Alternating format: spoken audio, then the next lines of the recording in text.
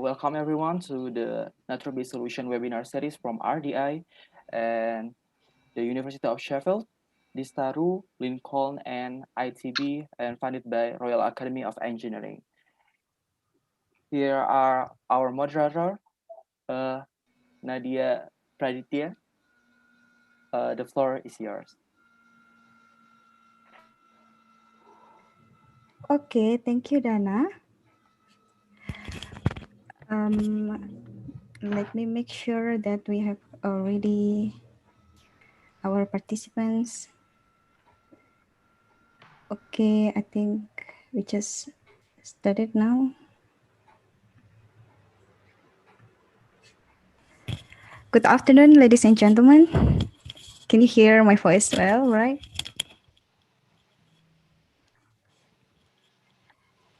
Yes, Nadia. Okay, welcome to this webinar. I hope you are all healthy and safe wherever you are, even to the global situations, including Indonesia, is getting more tough due to the pandemic. And we should hold this seminar virtually because of the lockdown. So may the forces and spirits always be with us. Before we get started, I would like to go over a few items so this webinar may go smoothly. So the first, to all participants, please rename your account with your full name and your affiliations or institutions, and please fill in the attendance form at the link that we have provided in the chat box. And you who are streaming our webinar through YouTube, you can find the link on the YouTube live chat. And to all panelists, please turn on your microphone only during your sections, and if possible, please turn on your video. And here, participants, please turn off your microphone and video during the webinar. And for those who want to ask questions, please write down your questions in the Padlet to the link we provided in the chat box, because we have an activated chat room feature in Zoom. And selected questions will be addressed in Q&A and discussion sessions. And you can find all panelist presentations at the following link. We also send the link to your email. And the last, please be concerned that this webinar is being recorded, and we save all the presentations, and you will be sent the link afterwards. In case you miss anything or we're going too quickly, you will be able to see it again later on. We have also Dana as our guide today, and you can find him in the chat room. He will helping you out if you get technical issues in using Zoom feature like sounds, screen, or anything about the link. Just ask him through the chat. Okay, present with us our honorable keynote speakers, Dr. Saud Sagala from Bandung Institute of Technology, Dr. Alice Lichner from University of Lincoln, and Dr. Jan Miguel Kanai from University of Sheffield. And our honorable discussion, Dr. Beta from Indonesian University of Education, and Dr. Tri Mulyani Sunarharum from Universitas Gadjah Mada.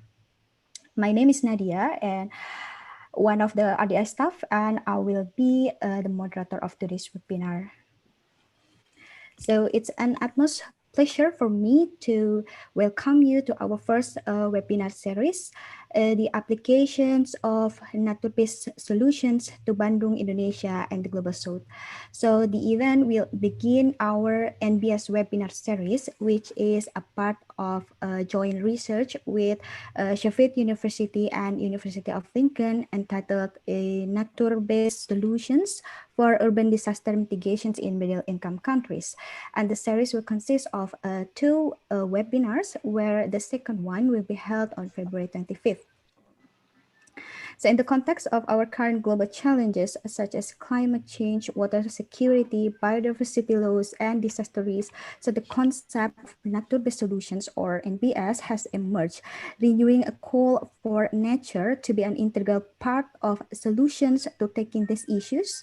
And NBS considered as a win-win solutions that protect nature while promoting sustainable living.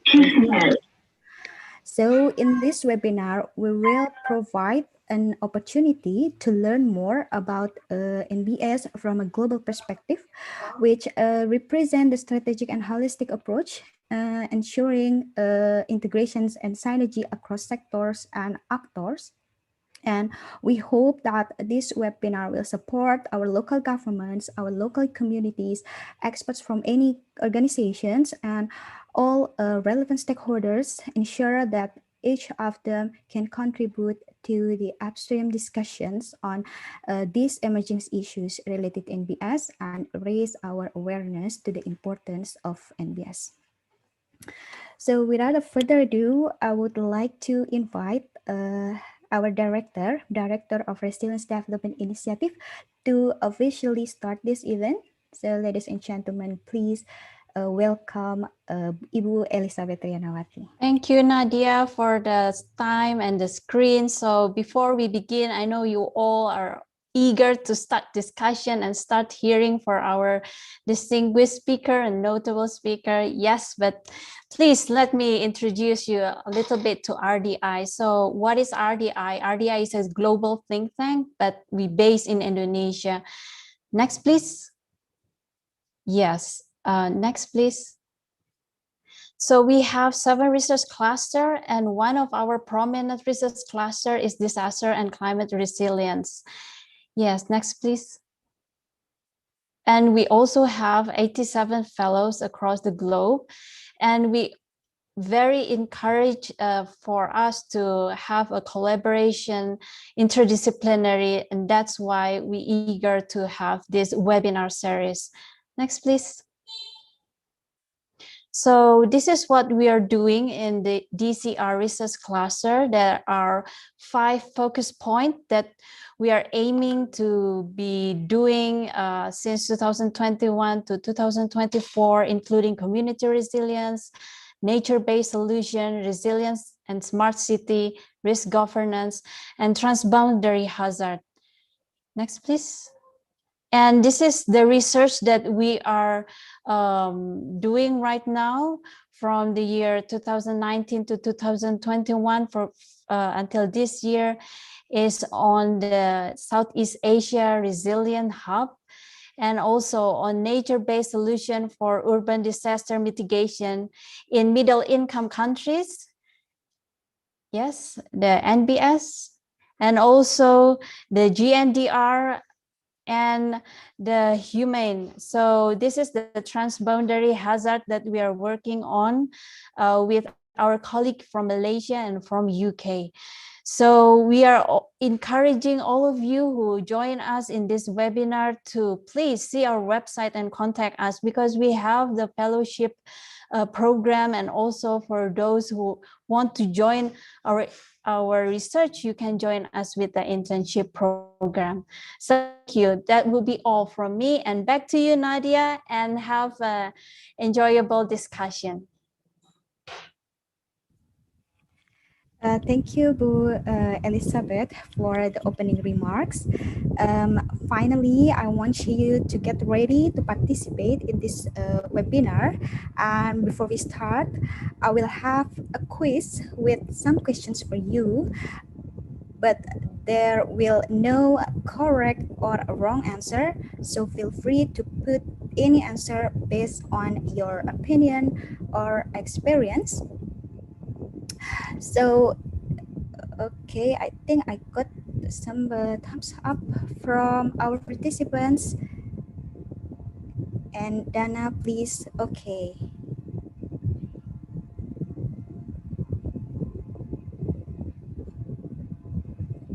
Okay. Yeah, so if you've been ready, go to the menti.com and use this code 6950922, or I think our host has shared the link in the chat if you want to join. So just click the chat and you can see our first questions. I hope now you can see the first questions on your screen or browser. Okay, I got many thumbs up, means that you're ready to get to go into our first questions. So the first questions, I would like to know if all audience have experienced flood in your life. So we choose flood here as the most mainstream urban disaster in Indonesia, especially during the rain season like now. All news are about floods in Bandung, Jakarta, Semarang, any other big cities, and I guess you mostly come from those big cities. So just click yes if you have experienced flood and no if not yet. Maybe that. Oh, okay. We can see here your answer is coming in. The numbers going up.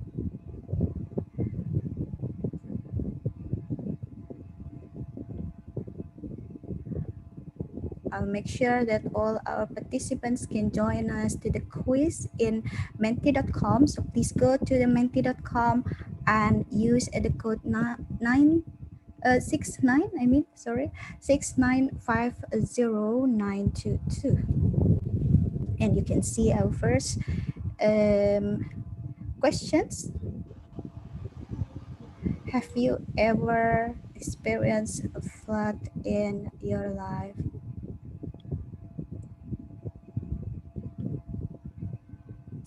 Should we conclude now or? Okay, most of you here we can see have experienced flood, so I can say that you may come from the big cities and facing the urban disaster like floods, especially in the rainy season like now.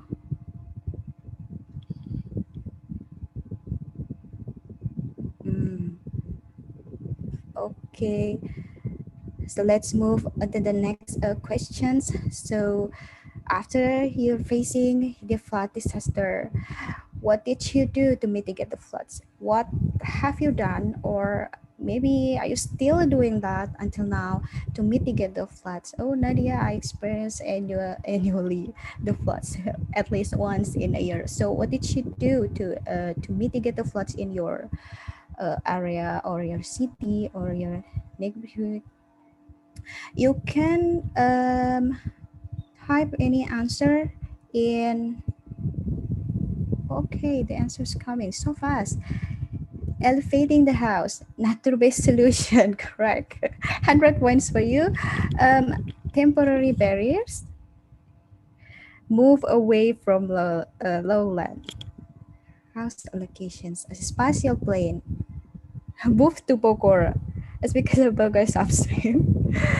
Sunbathing, okay. Oh yeah, for all participants, you can answer with Bahasa Indonesia and we will try to interpret your answer. Memperbaiki drainase, okay. Naturalizations, membuat daerah resapan. Okay. Sponge city, move the rain. how can we move the rain? Okay. Okay, interesting. You give us very interesting answer. So I think we can move to our last questions. Outstanding audience. Yeah. Okay, here is our last question. So what do you know about nature-based solutions? Please give us 1 to 3 words only, not a long descriptions.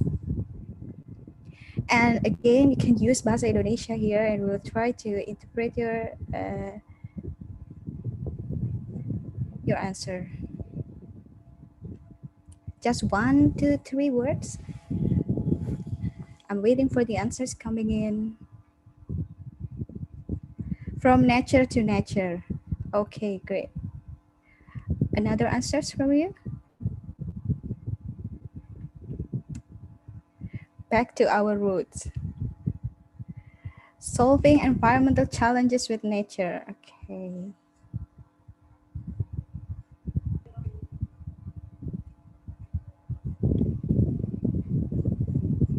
No more. Solutions with natural process. Give space to nature. integrate nature into flood mitigation. Oh, excellent answers from you, green infrastructures, correct. Exactly. Okay, outstanding audience. You're already aware of floods and how to mitigate, and you can find the correct terms for nature-based solutions, something that is so natural and beautiful. Mitigating damage with that. Okay. Okay. We're finished to our quiz. So it's interesting. I hope you also enjoy our quiz before we start our webinar. And it's enough to make you more curious what else we will present for you in this webinar, including how NBS is being applied in other part of this globe. So Dana, maybe you can, okay, and we will move to our first presentations. I can wait no longer for Dr. Jan Miguel, our first presenter. Let's welcome Dr. Jan Miguel Canay from Sheffield University to share about the first topic, nature-based solutions as a global urban policy. So Dr. Jan Miguel Canay, the time and screen are yours. Thank you, Nadia, and hello, everybody. I assume everybody can hear me. If not, please give me a nudge. It's really a pleasure to be part of this webinar. I'm really impressed with the number of people who are attending, and also with the engagement already. It was very interesting to see in this poll how aware many people are. So it's really nice to be talking to an international sympathetic audience. I'm sorry I don't speak Bahasa Indonesia, and thank you very much for making the effort to participate in this session in English and translation. So what I'm going to do as the first session in the first webinar is to start very basic and define some terms of interest to all of us. Next slide, please. So nature-based solutions, in brief, indicate a rediscovery of urban vegetation. This rediscovery, it's not exactly recent, maybe in a long-term span it is, but there's already been decades since policymakers, planners, engineers, environmentalists have been trying with what it was first called green infrastructure for vegetation, or green and blue infrastructure for vegetation and water bodies. This was the terms used by the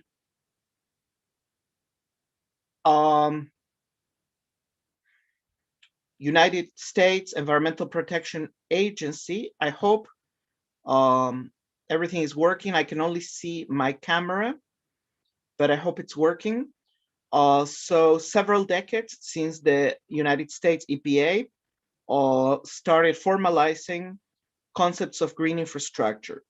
For now about a decade, the European Union has also formalized their own approach, which is called nature-based solutions or ecosystem-based approaches.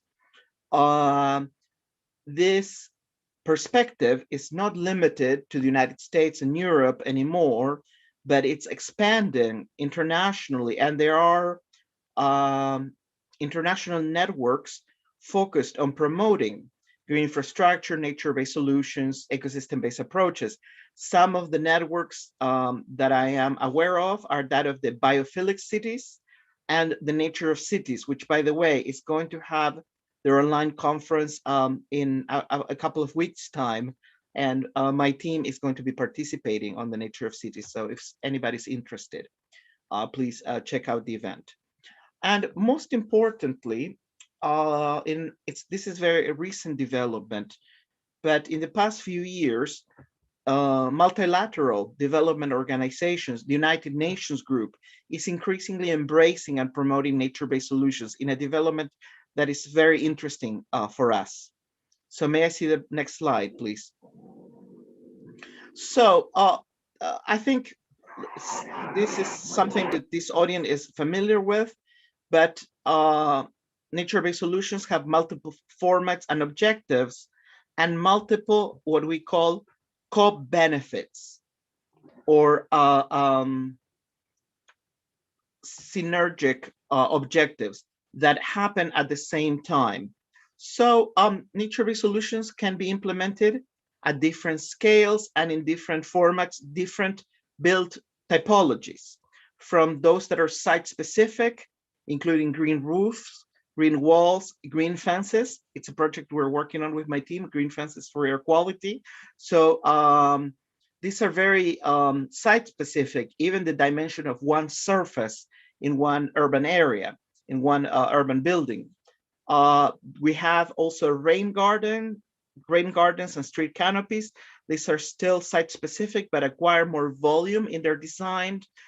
If we're going to the neighborhood or area or district scale, we can think of constructed wetlands, for example, both for water quality as well as for resilience in case of natural disasters, flooding, for example.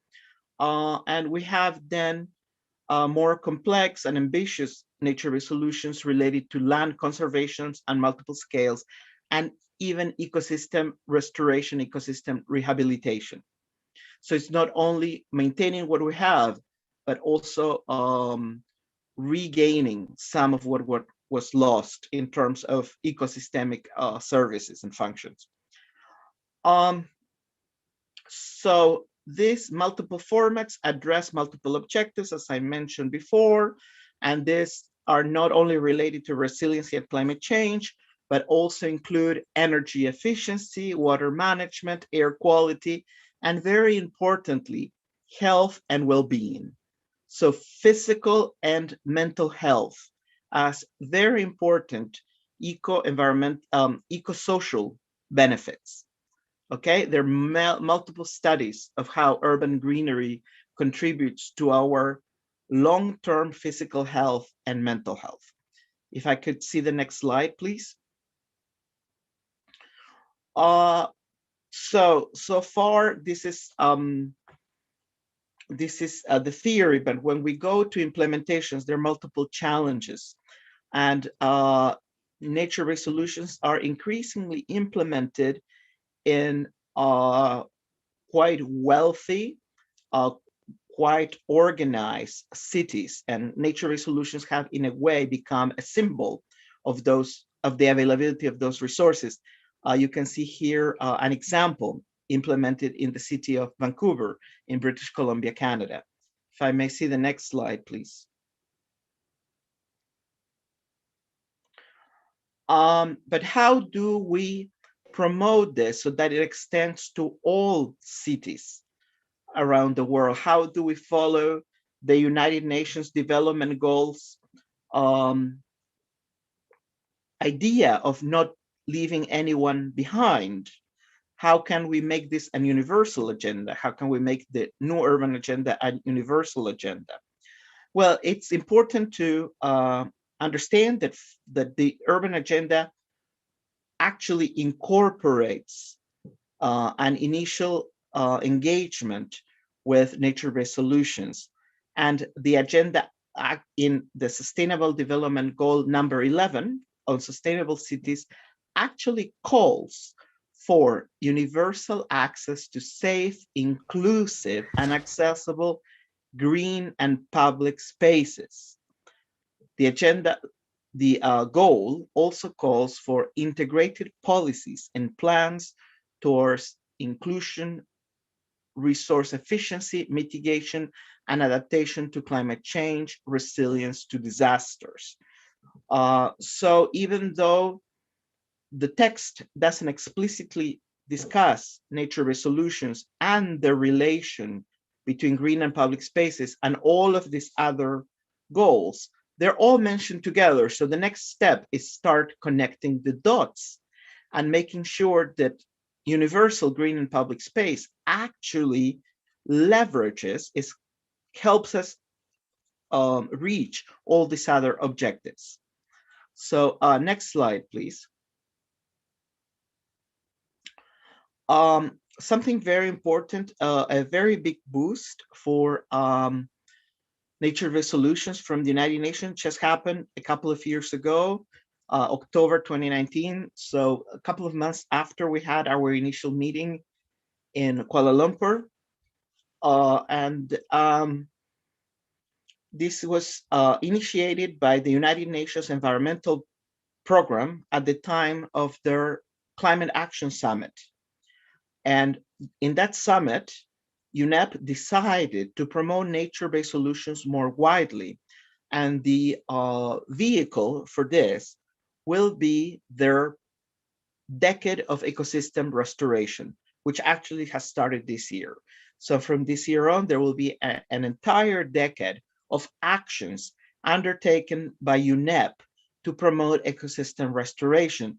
For example, in Latin America, I've already seen that they're promoting MOOCs, webinars in local languages to bring awareness to nature-based solutions. And there will be many multiple other actions related to education, awareness, as well as policy. Next slide, please.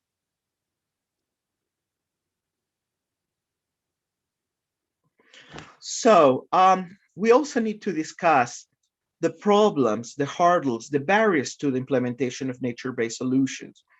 There's been multiple studies about this, but the studies tend to focus on the global north, so high-income countries, more than middle and low-income countries. So there is deficit in research. That's one of the goals of our project, to bring more research also on the barriers to implementation in our countries. So major barriers, the question of uncertainty. We're dealing with complex social processes that interact, complex ecological process that interact with complex social processes in cities. So there is a fair degree of uncertainty, particularly in the context of changing conditions and global climate change. A major question of uncertainty is, how do we quantify the benefits of nature-based solutions? And this problem of monetization, which of course policymakers will always be interested in terms of calculating cost benefits of problems and possible policies. In addition to the project's individual merits, even if a positive cost benefit ratio can be established, there's still major questions of legality and organizational impediments. So restrictive zoning codes, restrictive uses or organizations of city governments in terms of compartmentalized, fragmented departments that do different things and cannot be linked up for a nature-based solution project. Then there is the question of how the project is maintained after it's built. Who is responsible for that maintenance? How do we obtain buy-in from different stakeholders, including social groups and community organizations? And finally, this is something we're noticing quite a bit in our project in Buenos Aires, is the question of design challenges. How do we translate these global prescriptions for nature-based solutions approaches into the local particularities of our cities, particularly if cities are not organized the way that they are organized in the United States, or that they're organized in other high-income country where they're very strict zoning. But we have much more mixity, we have much more informality, and we have overall much higher densities. So it's very important, this design challenge as a barrier to implementation, that we need to think how we can go around, how can we address this challenge. So next slide, please. Finally, I wanted to say a few words about the situation in Latin America, which is the regional context that I am most familiar with. This is where I do research, particularly in Argentina, Brazil, but also Colombia, and to a certain degree, Mexico. And here we have growing interest in nature-based solutions, particularly among the science community and among some environmental and urban activist communities.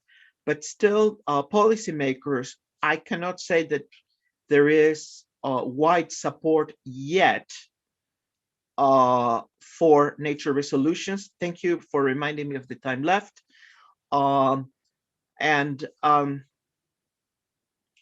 What we see, a very generalized response, and we see, at least with the policymakers, that some of the policymakers that we have discussed with, is that the green infrastructure that is required for nature resolution is seen a bit as an add-on, a luxury. The priority is still to complete great infrastructure systems, because they're still focused on completing the network, because there are existing deficits, weak points, choke points in the existing gray infrastructure. It's still quite a prevalent idea among planners and policymakers that the grid needs to be completed first before we can have this green add-on. Also, a major question to consider in the context of Latin America is the very high levels of sociospatial inequality, not only of services, but also inequality of access to work, housing, education, and so on. We also have deficiencies in data, the data that's available, particularly data to monitor environmental conditions. This complicates implementations as well, because it adds to that uncertainty and the impossibilities of quantification.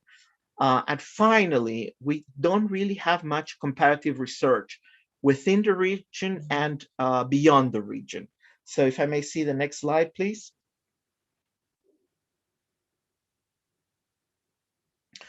Okay, so to end on a high note, I wanted to mention a few possible strategies, some of them which we're establishing already, we're attempting already. One is that of learning by doing, using urban living labs, incorporating communities, citizen scientists, identified environmental stewards, placekeepers. These kind of green projects tend to be quite popular with certain stakeholders, in particular in the population. So the question is identifying them and engaging them, how we can achieve translocal collaboration. We're doing that now between Sheffield and Buenos Aires, for example, as a way of sharing knowledge and experience.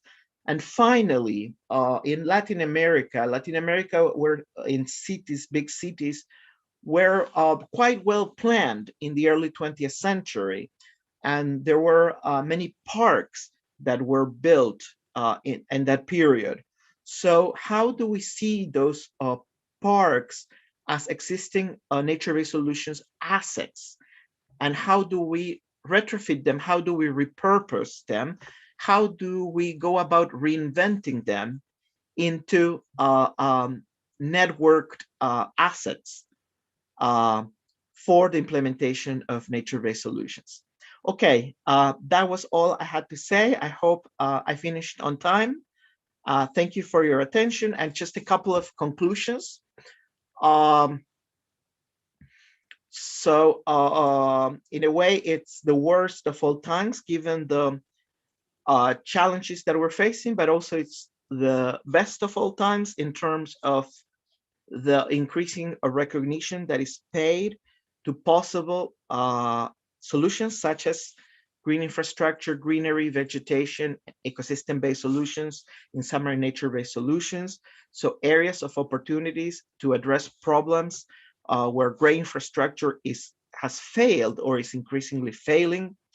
And in order for us to move on in productive ways, what we need to do as researchers is engage with the different understandings, approaches, and hurdles in different countries, and specifically address questions that pertain to middle income countries, such as those in Latin America as well in Southeast Asia.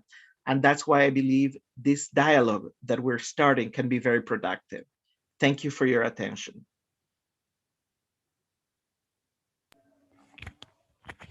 Okay, thank you, Miguel. You're perfectly in time with your insightful presentations.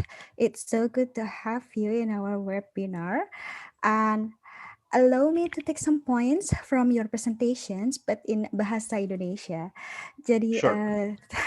teman-teman semua, beberapa poin penting yang dapat diambil dari materi Dr. Miguel dari Sheffield University, bahwa ada sejarah yang panjang dari terminologi ruang hijau perkotaan, dari yang kita mengenal istilah infrastruktur hijau atau green infrastructure, hingga sampai pada nature-based solutions atau solusi berbasis alam yang kemudian menjadi payung dari konsep urban greenery.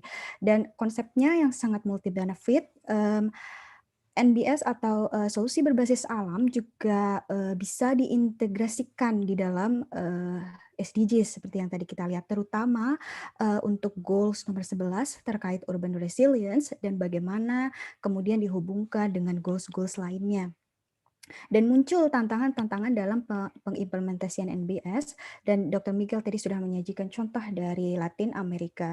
Ada beberapa tantangan seperti regulasi dan birokrasi, pembiayaan perawatan, kemudian desain yang harus menyesuaikan konteks lokal, kemudian menjadi tantangan tersendiri bagi terutama bagi emerging economies atau negara berkembang seperti juga Indonesia, dan mungkin Indonesia juga mengalami hambatan-hambatan yang sama dalam mengimplementasikan nature-based solutions.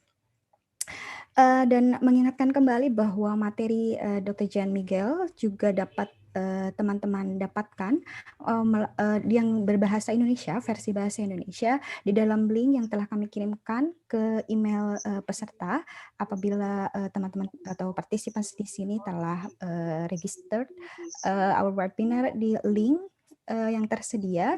Mungkin host kita juga bisa memberikan link materi berbahasa Indonesia di chat room.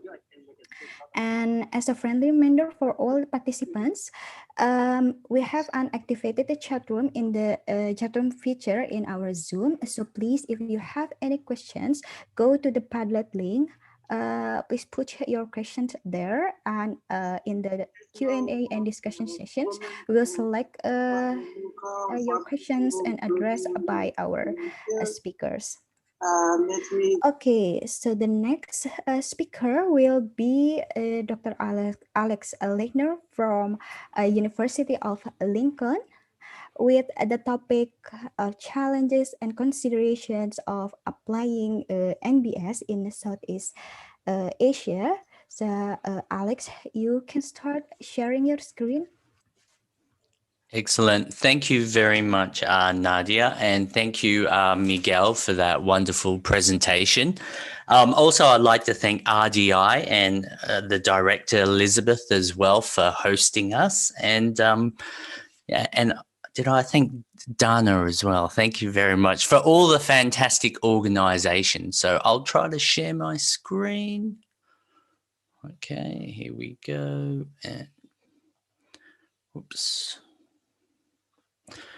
So I'm guessing everyone can see my screen. What I might do is I might stop my video. So I'm currently we're all in lockdown in the UK at the moment. I'm working from home with a mobile internet connection. So it's quite tough.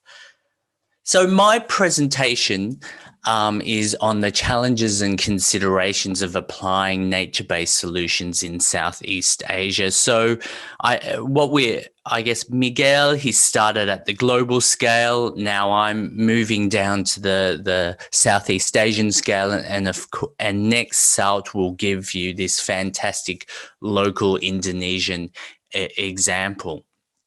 So the work I'm going to present now is based on a paper that came out of a workshop, which was a collaboration between academics across the world in the UK, and also SOUT was part of that as well, and other academics across Southeast Asia. So before I was at the University of Lincoln, I actually worked for nearly 4 years at the University of Nottingham, Malaysia. So my heart is still in Southeast Asia, and I think it's these challenges in Southeast Asia around, the application of nature-based solutions are still what I find to be, some of the most critical global environmental and social challenge that we really need to address.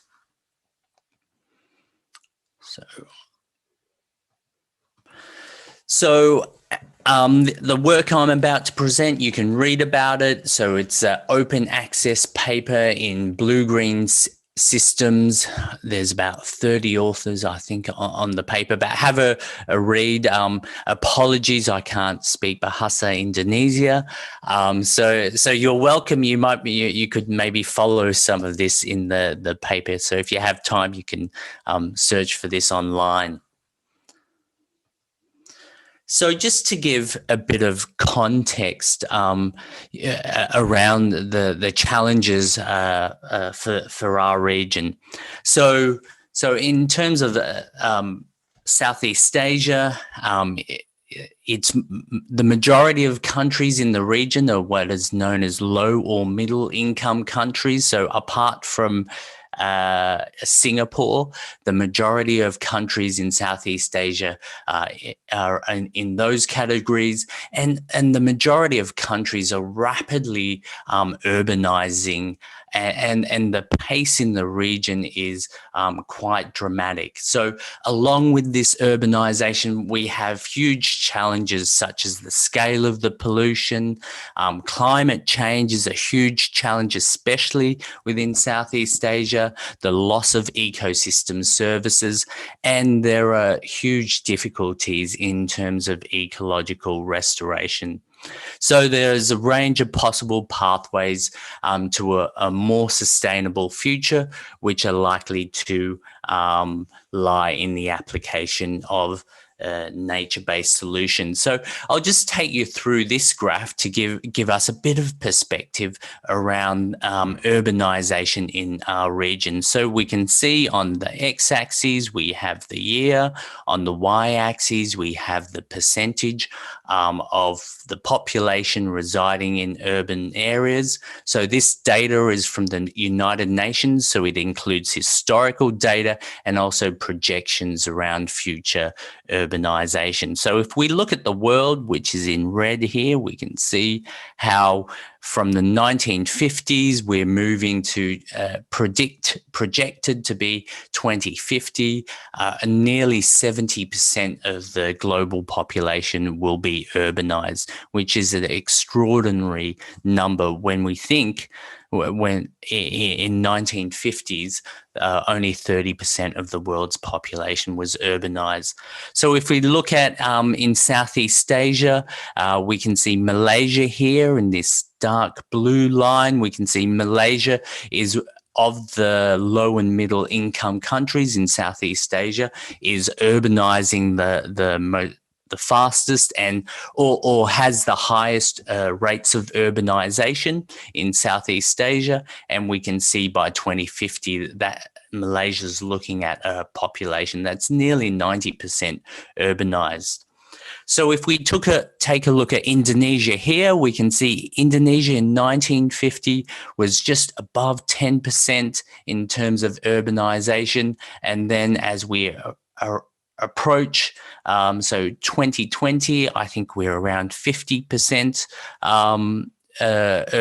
now, and it's predicted by the time we get to 2050 that Indonesia will be 72.8% urbanized. So we can see there are key issues around the planning of our cities and the incorporation of nature to address all these social and environmental challenges that we can see that are getting more and more critical in the future, that these challenges will need to be addressed within our cities because that's where the majority of our populations will live. So I'll just go over this again, especially from the Southeast Asian perspective. If we're thinking about, let me go back. I'm not sure if you can, yeah. So if we're thinking about our urban environments, what role does nature have? Of course, it has an important role in terms of biodiversity conservation. The whole region, Indonesia, Malaysia, Philippines, and so on, where it's all part of one of the most important global biodiversity hotspots. So not only nature important in terms of the contributions that nature make to humans living in our city, but the region is a biodiversity hotspot and has amazing wildlife not found anywhere else in the world. So these nature within cities, they provide what we call ecosystem services, so the benefits provided by nature which contributes to human life and make life worth living. In Southeast Asia, there are a range of supporting services, so that's the biodiversity that underpins all ecosystem services. But critically, when we're thinking about nature-based solutions, one of the key elements is that of regulating services. So these are things such as our green roofs and walls and the local parks which mitigate against urban heat island effects, for example. They're also critical in terms of addressing smog and ozone at the ground level and potentially again reducing the impacts on air quality, for example. And as Miguel mentioned previously, another critical important ecosystem services are the range of cultural ecosystem services, the important role that our parks have in terms of reducing stress, supporting well-being, supporting green exercise, for example.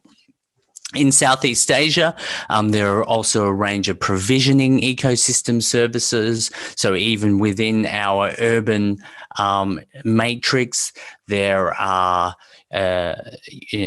food provision. There's fish. There's non-timber forest products, for example, that can be provided to the residents in urban areas.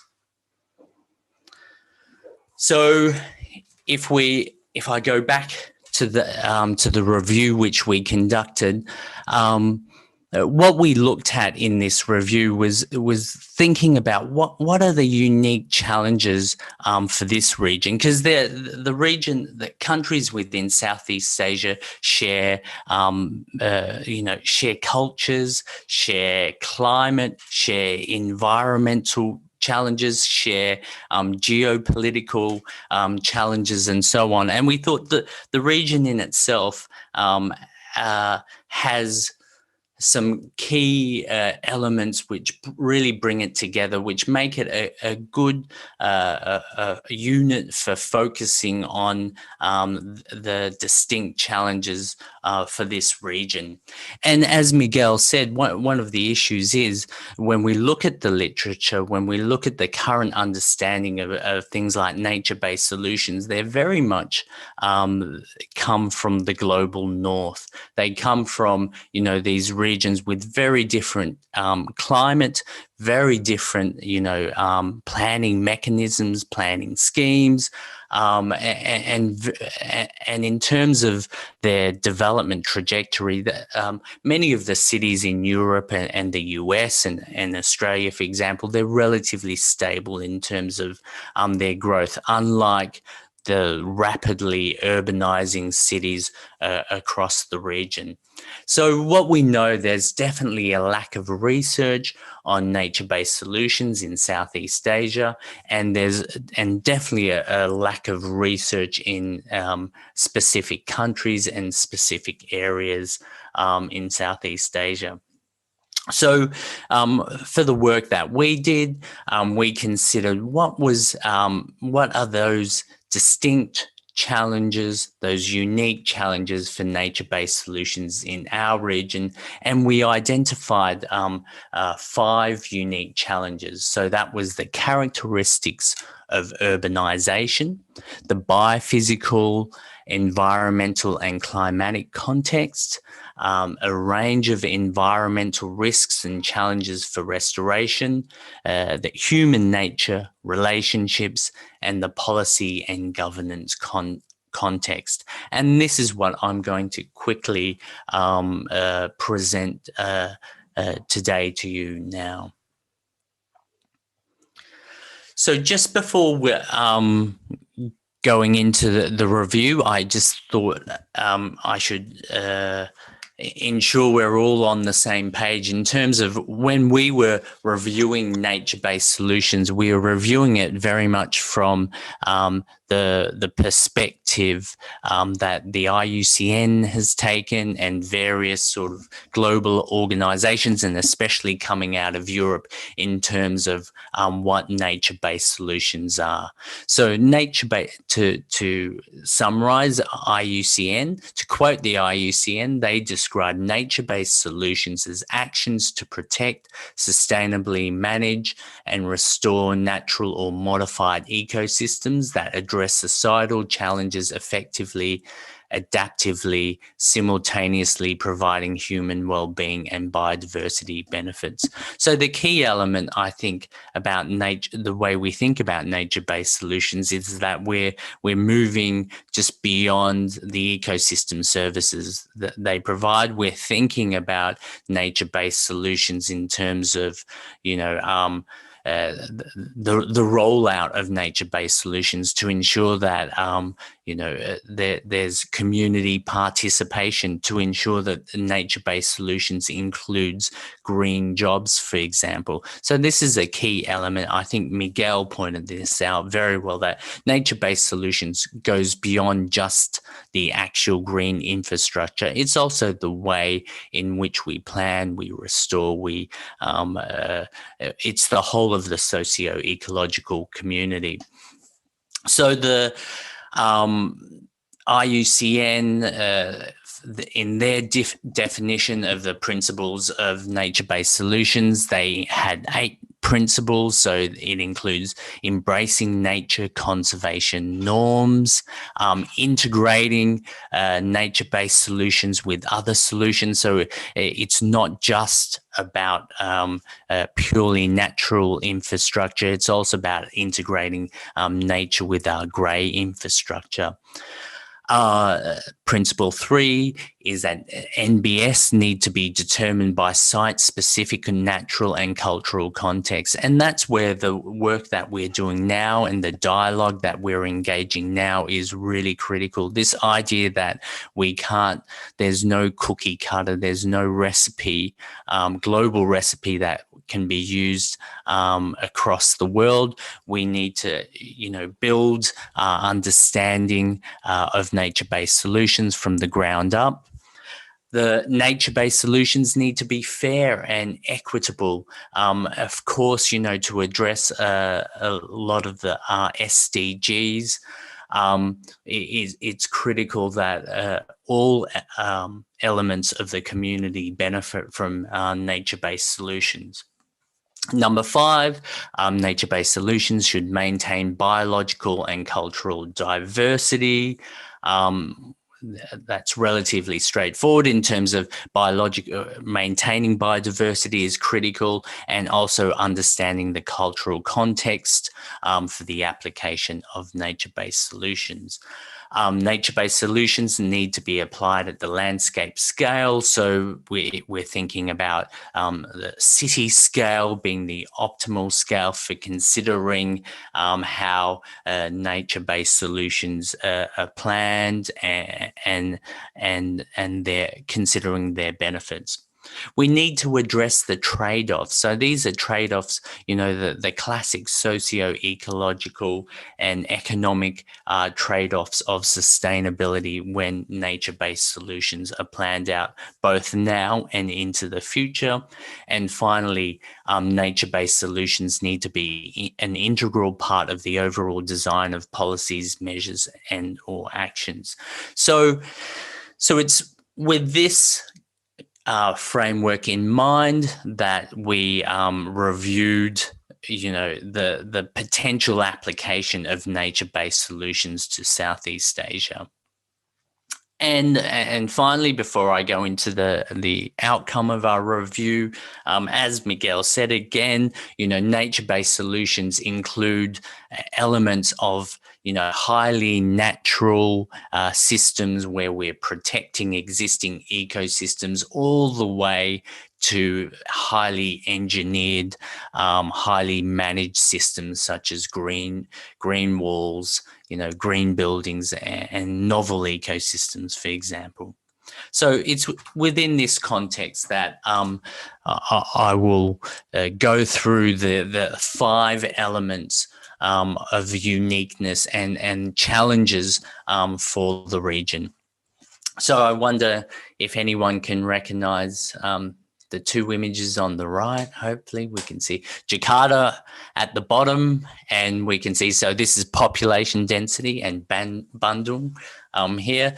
So in terms of the characteristics of urbanization, as I described at the very beginning, the region is rapidly increasing in terms of population growth rates, in terms of urbanization, in terms of changing natural land covers or altering agricultural land covers and land uses. So this means, especially within this region, there's a real urgency for planning in terms of conserving what nature there is within cities, because of course retrofitting existing cities where nature has been lost is much more expensive, much more challenging at multiple levels than conserving existing nature. So I think this is one of the things that's really important to recognize, that now is the time when we actually have to make these decisions to ensure that we're preserving our vital green infrastructure that provides all these fantastic ecosystem services. So the challenge is, again, that because the population density of these cities are very high, I know Jakarta, people are living in, high density, multi-story buildings, same as in Kuala Lumpur, where I live near. The challenge is to be able to conserve those existing green spaces. Of course, as land prices get higher, the desire or the benefit from converting that into housing or any other kind of grey infrastructure gets even there's more of a benefit to developers there. So there is even a greater challenge in that way. One thing also within the region, there's a high proportion of urban dwellers living in secondary cities. So across the region, we not only have our mega cities of Jakarta and Manila, for example, but it's also we have multiple secondary cities which are also expanding and also need to have focus as well. In terms of the biophysical environmental and climatic context, so Southeast Asia is where we're expecting to see some of the most dramatic impacts of climate change, more than other parts of the world. So in terms of these climatic impacts, and people in Indonesia, of course, will know this, we're set to see, so there's already existing high intensity, and a lot of rainfall, and we're set to see more. The high temperature, high humidity in the region.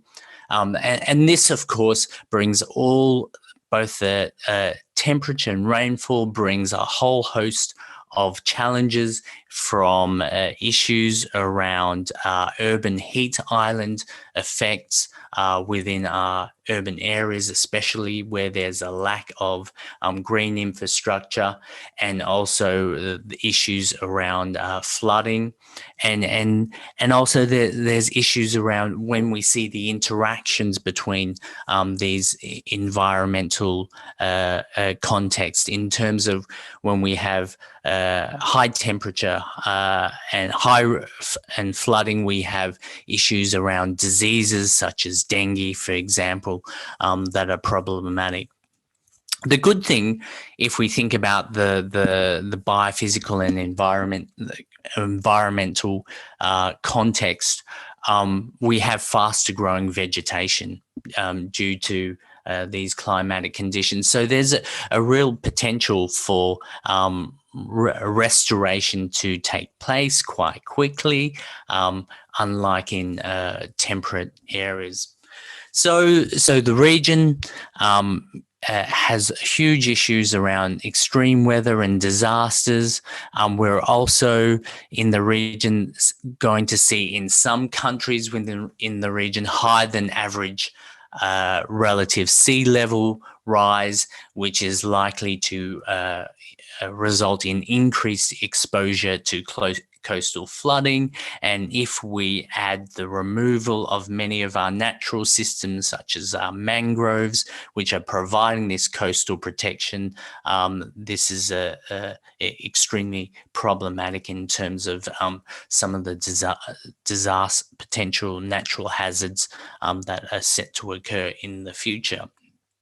And there are generally more extreme weather events than in other parts of the world due to climate change. So a recent study by GermanWatch.org, you can have a look at their recent study. They looked at who suffers the most from extreme weather events and weather-related loss events in 2018 and 1999 to 2018. And Indonesia was ranked 16th in the world in terms of fatalities, while in terms of losses in the US millions, Indonesia ranked 21st in the world in terms of extreme weather events from 1999 to 2018. So definitely Indonesia is one of the countries who is currently suffering the impacts of climate change and likely to suffer further in the future. So the third unique challenge was around the environmental risk and challenge for restoration. So East Asia, especially, so to put some context, we look not only at Southeast Asia, but also East Asia, specifically China, in our review. And as everyone knows, China is considered, the world's factory. It's the powerhouse of manufacturing globally. But as we see China develop further and further, a lot of this manufacturing is moving to Southeast Asia, especially I think Vietnam is one of the countries which is really increasing, ramping up its manufacturing. But we're set to see an increase in this level of industrialization across Southeast Asia. And unlike pollution from the Industrial Revolution in Europe, unlike that situation, what we're seeing now is the scales of pollution and intensity that's never been seen before.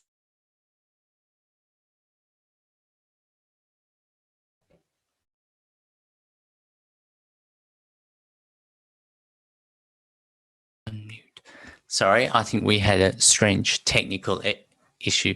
So unlike the Industrial Revolution in Europe, we're set to see the scales of pollution unlike we've never seen before. The types of pollutants encountered differs dramatically. We don't have the knowledge and the data to understand how we can rehabilitate or mitigate the impacts of the pollution. So if we're thinking about restoring our brownfield sites, for example, that will be challenging. Some of the ecological abiotic and biotic thresholds may have been passed, which means restoring some of these degraded urban sites is going to be quite complex. And we're seeing, for example, a range of other pollutions being imported into the region. For example, I think Malaysia, since China stopped importing plastic waste, which is the recycled waste from the global north, Malaysia has become the #1 global importer of plastic waste. And if we think about the addressing pollution within the region, over time the perception and expectations around solutions are increasing. As we become more affluent, as Southeast Asia becomes more affluent, the expectations around the level of pollutions increase in terms of people are expecting cleaner air, cleaner water, cleaner parks, for example. So there's huge concerns around the current solutions to our environmental risks may not be future-proof in that way, in that they may, we're getting more and more, our expectations in the region are increasing more and more in terms of the quality of the restoration and rehabilitation of these polluted sites. Sorry, Alex. Yep. 2 minutes left. Oh, no worries. Thank you for I'm getting closer to time, so I've got 2 more unique challenges to go. So number 4, the fourth challenge was around human nature, relationships and conflict. So if we're thinking about bringing nature back into the cities, there are a range of issues, both in terms of how people interact with nature. So, green areas in many cities, are thought to be somewhat dangerous. So that we need to address some of these perceptions. And there is an element of truth in that, in terms of, there's potential for human wildlife conflict within our green areas. So from, our large megafauna like elephants and tigers in some region, but of course, diseases such as dengue fever. So there are a range of issues if we're thinking about bringing our nature back, which will result in harmful effects on health and also concerns around safety. So there's issues around perception, but there is also issues around real well-known human-wildlife conflict that has to be addressed in the Southeast Asian context, which don't exist within the global North context. The fifth challenge, so one of the key elements of nature-based solutions is, about participation from communities. And what we see across the region, a lot of governments, Indonesian government, I think the Malaysian government as well, they're very, the policy documents, they're very pro-environment. However, what we're seeing are key issues around implementation, implementation at the site scale, at the planning scale, and there are issues also associated, especially in some countries and regions which are maybe less democratic or have weak governments with conflicting needs, which really make the rollout of nature-based solutions very challenging. Okay, this is my second last slide. So just to mention, why this is a huge challenge, and if we're looking forward to the future, there are issues across the region in terms of the research to support our understanding of the application of nature-based solutions. Places, Indonesia, Malaysia, and in this case we include Singapore, some of the more affluent countries in the region. Of course, are doing much better in terms of number of studies. So these dots represent the number of studies on urban ecosystem services in the region. But of course, there are many other countries such as Laos and Cambodia, the less affluent countries, who are struggling in terms of, the research they have done. And of course, that means they don't have that local knowledge to provide the local solutions. So finally, to conclude, so, in our region, climate change is likely to exacerbate existing environmental social challenges in Southeast Asia. So all these existing challenges are likely to be more difficult into the future. We need a systems integrated approach. We need to look at all the elements of our systems and not only the green infrastructure, but our social systems. We need the appropriate tools. Next week, I'll be talking about some of the landscape ecology, the spatial tools, and we need capacity building. We need north to south collaboration, which is happening now, and south to south collaboration, which is what Miguel gave the example of South America and Southeast Asia. And we need lots of collaboration between academics and the planners who really understand the real world situation of the application of nature-based solutions. Thank you very much, and apologies for going a little over time. Okay, no worries, Alex. Thank you very much for the wonderful presentations about the issues in applying NBS in the Southeast Asia specifically. And here, let me give some interesting points from your presentations in Bahasa Indonesia. Jadi telah kita dengar bersama pentingnya NBS untuk menyelesaikan berbagai masalah perkotaan, dan masing-masing masalah perkotaan memiliki tantangannya sendiri-sendiri, tantangannya masing-masing dalam mengimplementasikan NBS. Dan dengan mengambil kasus dari negara-negara di Southeast Asia, negara Asia Tenggara. Tadi kita sudah belajar banyak dari presentasi Dr. Alex, dan kembali saya ingatkan kepada semua partisipan di webinar kali ini bahwa teman-teman bisa mendapatkan materi presentasi hari ini dalam versi bahasa Indonesia di link yang kami kirimkan melalui email, dan mungkin host kami juga akan memberikan mengupdate link materi di chat box dan di YouTube live chat. Kemudian mengingatkan juga teman-teman untuk mengisi attendance form. Dan if you have questions, please go to the Padlet link and put your questions there, because we have unactivated the chat room feature in our Zoom. Okay, without delaying our time, all our participants perhaps can wait to hear the applications of NBS in Indonesia, and we will bring Bandung as a case study presented by Dr. Saud from Bandung Institute of Technology. So, Pak Saud, time and screen are yours. Please. Yes, thank you, Nadia.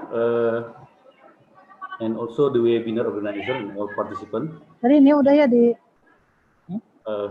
ini mah link tadi ya. Yeah, please make sure that it's muted ya. Tadi yang bahan. Others ya. Thank you again, Nadia, and webinar organizers and all participants, speakers and discussers of this webinar. I've been enjoying also listening to my colleagues, Miguel and Alex, that have showed some implementation and approaches of nature-based solutions in the other regions and in Asian context. And good afternoon from Bandung. Good morning, colleagues in the UK or wherever you are.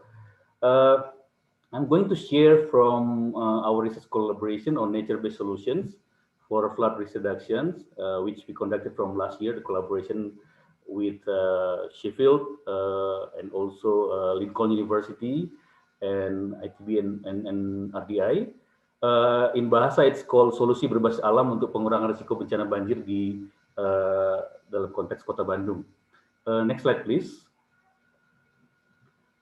So I'm going to talk about these 4 points. The first will be on context about flood risk reduction in Indonesia, as well as in Bandung City, and then later on prospect challenges in Bandung City related to implementation and some conclusion. Next slide, please. I think let's just go to the, next one.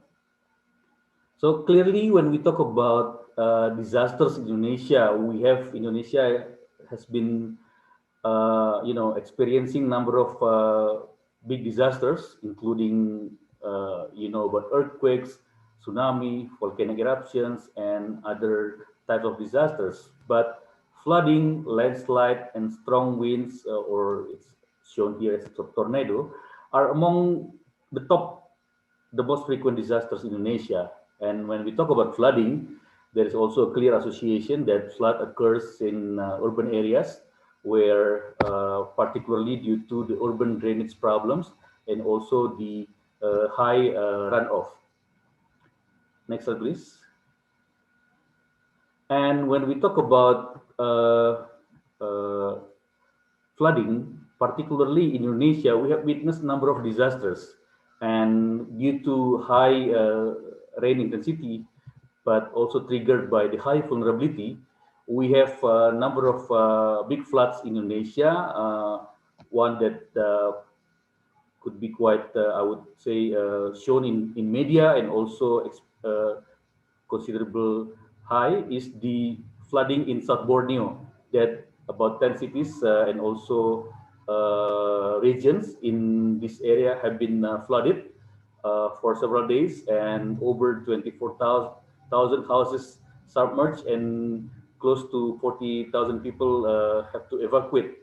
And this shows again the importance to consider about how the rainfall intensity and also the carrying capacity of the region or cities location in dealing with flooding. And most recent ones, of course, what happened in Java, some of you noticed in the media, in Semarang, Jakarta, and the region across North Java coastal areas, or called as Pantura. Next slide, please. This shows a quick glance of flooding in Borneo, right? You can see how where the flood entered houses, settlements, destroyed infrastructures, disrupted livelihoods, and a lot of economic costs, losses due to this flooding or disasters. Next slide.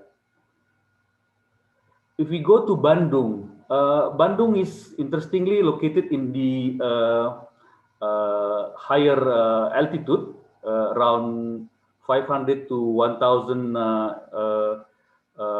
meters above sea level. But in terms of the type of the topography, Bandung can be seen as a basin type, where the surrounding areas are mountains. That also Bandung has a number of rivers, but the main rivers are Citarum and Cikapundung. And Citarum is also quite popular as the river that goes across from West Java province, from central to the north, and not only considered as an area with a lot of water and also environmental resources, but this river that go through Bandung city and Bandung region can be potential disasters to the community. Every year we notice that in the southern part of Bandung, flooding occurs, especially along the Citarum area. And particularly Bandung being the fourth most populous city in Indonesia, and the extensive built-up areas increasing the proportion of the pavement and also the runoff, and also related to the limited open space and nature in the urban areas, causing a number of flooding in Bandung. Next slide, please. This is just a quick shown of the, if we notice from these two pictures, these two images, we can see that the how highly urbanized Bandung is. And I think Alex also shown it earlier through the satellite imagery to show the hotspots, how the urban areas from Jakarta towards Bandung, and how the areas have been really highly urbanized. Next slide, please. Now, when we talk about flooding in Bandung, I remember 20 years or even 30 years before, the flooding has been was not very frequent, or was not really known in Bandung much. Indeed, it happened in some areas of Bandung, but it gets more and more due to the highly urbanized locations of Bandung. And particularly we know from the early 2000, where the highway connection from Jakarta to Bandung has been built, more and more land use changes occur in Bandung, and also in the upper area such as the North Bandung, where it caused open space, and also areas being converted to settlements, tourism areas that cause a number of flooding. Next slide, please. This is an example. I don't know whether if this can be shown, this video, if it can be shown, please. Can it be shown? Yeah. Maybe just a quick one, yeah.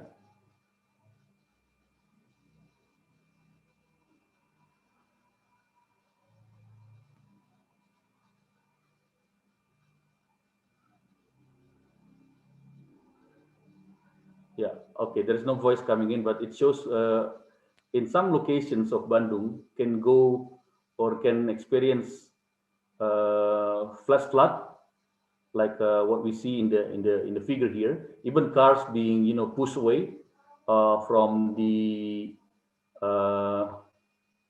street, because water goes to the street, and in some areas the inundation can happen for several hours.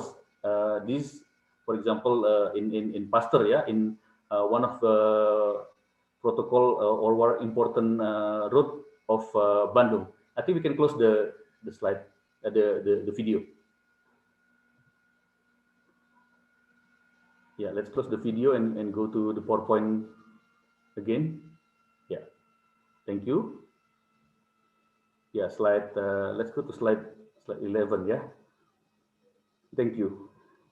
So the example that I showed in the previous video showed you that it is a serious problem, because the flooding has become more often happening, and also the impact to, let's say, the riders, people on the street, and even also houses along the water catchment area could get flooded quite serious.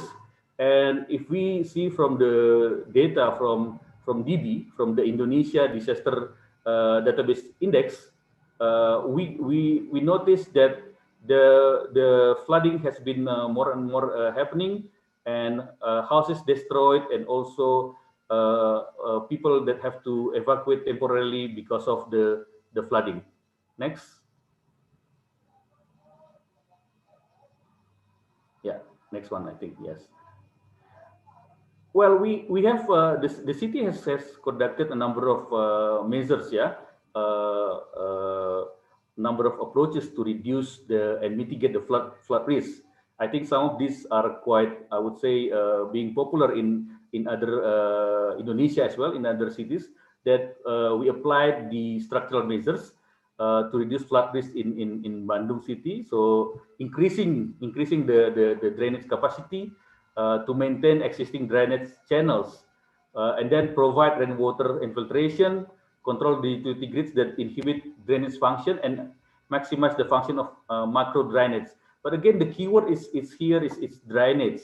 And if we notice how the land use changes occurring in Bandung, and also in the previous image that I showed you earlier, that if the flooding occur with the in the urban area, where the capacity of the area to absorb water is little, or the runoff is very high, the drainage system would not be able to contain, or to keep the water, and hence flooding would occur. And other things that might also be occurring is that the water infiltration is also considerably low, that it causes causing the water table, and then also the the water in the soil is also decreasing. Next. There is a number of other measures, such as retention lake in some locations. This is, for example, the left-hand side, showing you the retention pond, where the location of flooding that regularly occur in South Bandung, and then some other retention pond, and also bioforest. We can tell that actually the flooding still occurring, because or showing that the situation is still even more difficult to manage, because of the high runoff intensity. Next slide, please. There is also rain barrel, so provided by the public work agency, or the local or Bandung City Public Work Agency, to install in the various spots to reduce flooding.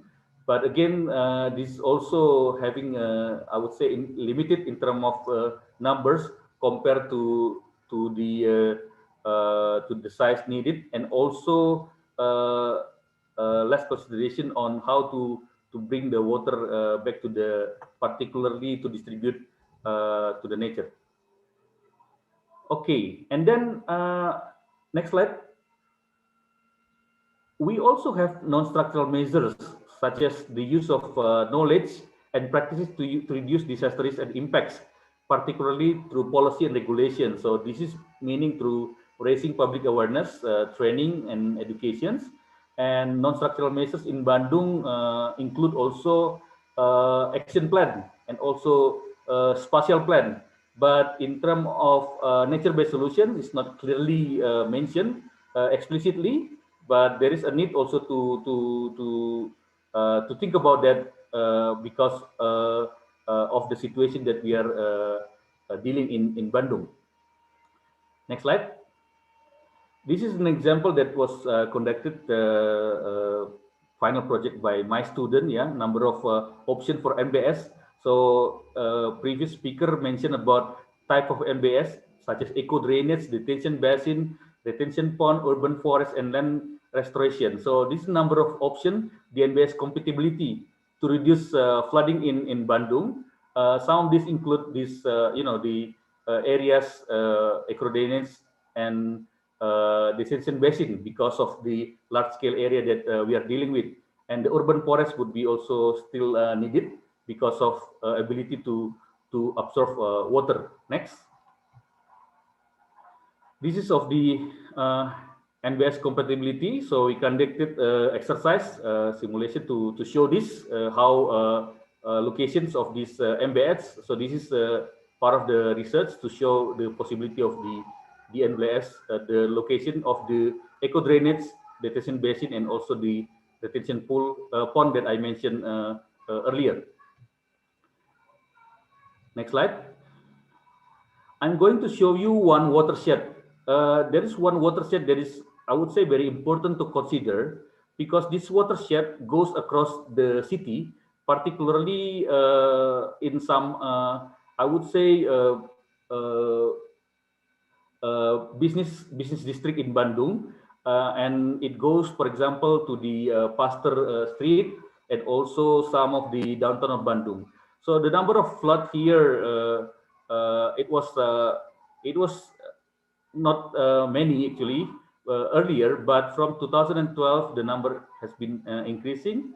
Actually, this year and also last year along the Pasteur Street, the number of flooding also occur. And annual flood occurs not only because of extreme precipitation, but also decrease in water catchment as well as the river being narrowed due to building construction in the riverside and waste dumped into the river. Next slide, please. So we tried to conduct a scenario with that system dynamic simulation. So this was conducted with my former student Rian Zaki. We conducted a scenario of estimation for the next, let's say, around 2009 until 2039. So we have two baseline here, 2009 and 2019. And then we carry out analysis of the land capacity index, and then based on that we bring together the connection among elements that can contribute to flooding, among others, of course, shown like by Alex earlier in the example of population. So population increase, we bring the population increase, we refer to the spatial planning on that, and then the land capacity, and then the rainfall, and then we can see, we try to make a hypothetical example of bringing nature-based solution in this context. We can see from the table on the right-hand side to show that before implementation and after implementation, how the nature-based solution can increase the land capacity index. And apart from the flood risk reduction, of course, there are many other benefits of the nature-based solution. Next slide, please. In terms of implementation, we can see some, I would say, some little examples of nature-based solution in Bandung. Some community have conducted, Tunas Nusa Learning Garden, created to, function of agriculture land and to provide food. But also, this kind of example would be able to absorb water and to reduce risk of land degradation as well as water scarcity. So the concept that the Kebun Belajar program is in line with MBS concept for the flood risk reduction, and the activity of collecting rainwater activities can both be used for both agriculture as well as the attention to risk reduction. Next. when talking about nature-based solution, we should not forget how it connects with the regulations. So this slide shows you how the existing regulations related to flood risk reduction in Bandung from the spatial planning perspective, city development policy, urban sanitation strategy, water resource management. But talking again about NBS on nature-based solution in more detail, I think this document would need to inline to connect how the concept of nature-based solutions can be integrated to accommodate and to be accommodated in the context of regulations and the plans. With this, I'll come to the conclusion of my presentation. Yes, so we come to several challenges and limitations in the context of Bandung. So earlier, the discussion about Southeast Asia have been mentioned. Here, there are some similarities, of course, related to the multi-level regulations. When we talk about nature-based solution, it can go a very detailed micro, but it can also to meso and also macro level. In the context of flooding, where the catchment area can go beyond city boundary, multi-level regulation would be needed. So sectoral development must always adjust with the most recent policies. And the project planning, NBS is still considerably, quote by quote, a new concept in Indonesia, although in some discussions, there have been some traditional, I would say, discussion about bringing green to the city that could also be in line with the idea of NBS, although the NBS should be even is a more comprehensive approach. And then it will also related with the land use permits and capacity. So communication with the existing landowners and community would be very crucial to increase the awareness, also to increase, I would say, ownership and also engagement with the existing land and also house owners. And post-implementation stage, monitoring evaluations and control assessment, how the NBS is being implemented. In the case of biophory, for example, after project it's been implemented, but to some extent how the maintenance of the biophory is also something that needs to be scrutinized. Limitations, there is of course conflict interest between environment, between economy, between development. So this is something that needs to be considered, to be met. And the project financing, how the low middle income group pay and also contribute, being part of the project process, and especially NBS, of course, it will require some some investment on that.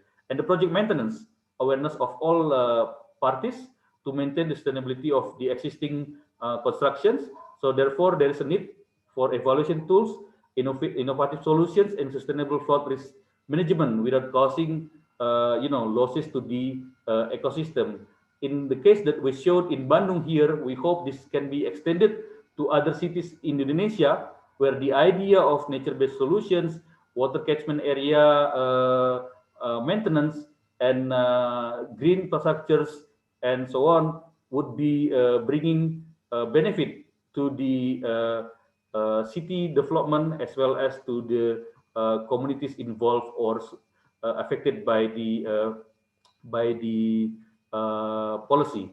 And with this, I would like, next slide please, I would like to take this opportunity to extend an open collaboration for colleagues who attend this webinar. Thank you. And to work together to bring this idea and maybe research, campaign, advocacy related to nature-based solutions. So kita buka peluang ya kerjasama untuk penelitian, untuk diskusi, untuk hal-hal yang kita bisa lakukan dalam konteks solusi berbasis alam, membantu pemerintah, membantu juga masyarakat, sehingga pemeliharaan lingkungan dan pengurangan risiko bencana bisa lebih baik lagi, sekaligus meningkatkan kualitas lingkungan. I believe the webinar organizer has or will provide a follow-up where you can join this collaboration. Hopefully we can set up maybe a communication platform and possibility to work together on this.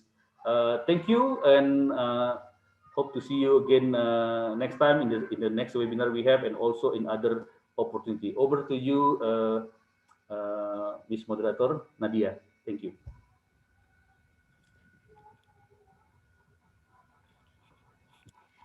Okay, thank you, Dr.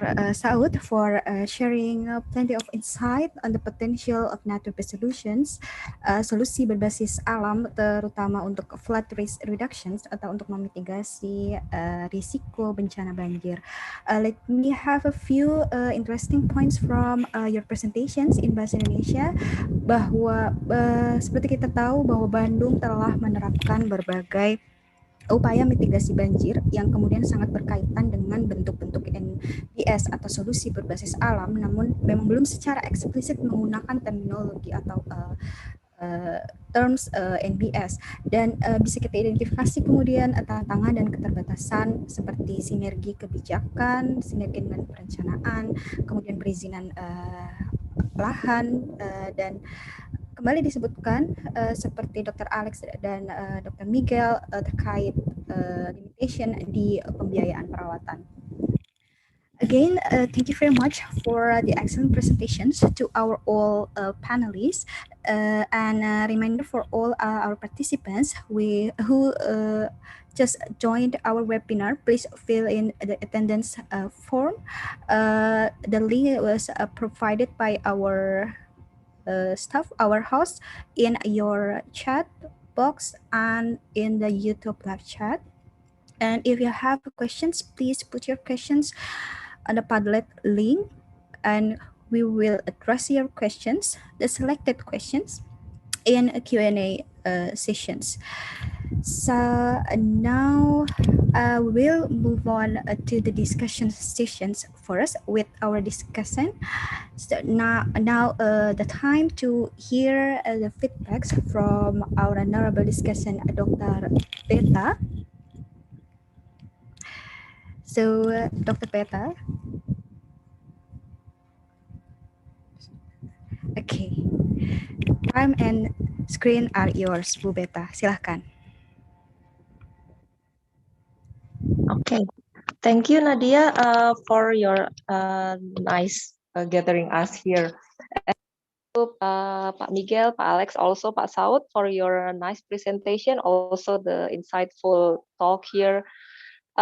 It's been very challenging for us. Yeah, we say that we are in the developing country now, and then all the things that gather with this disaster become more severe to us.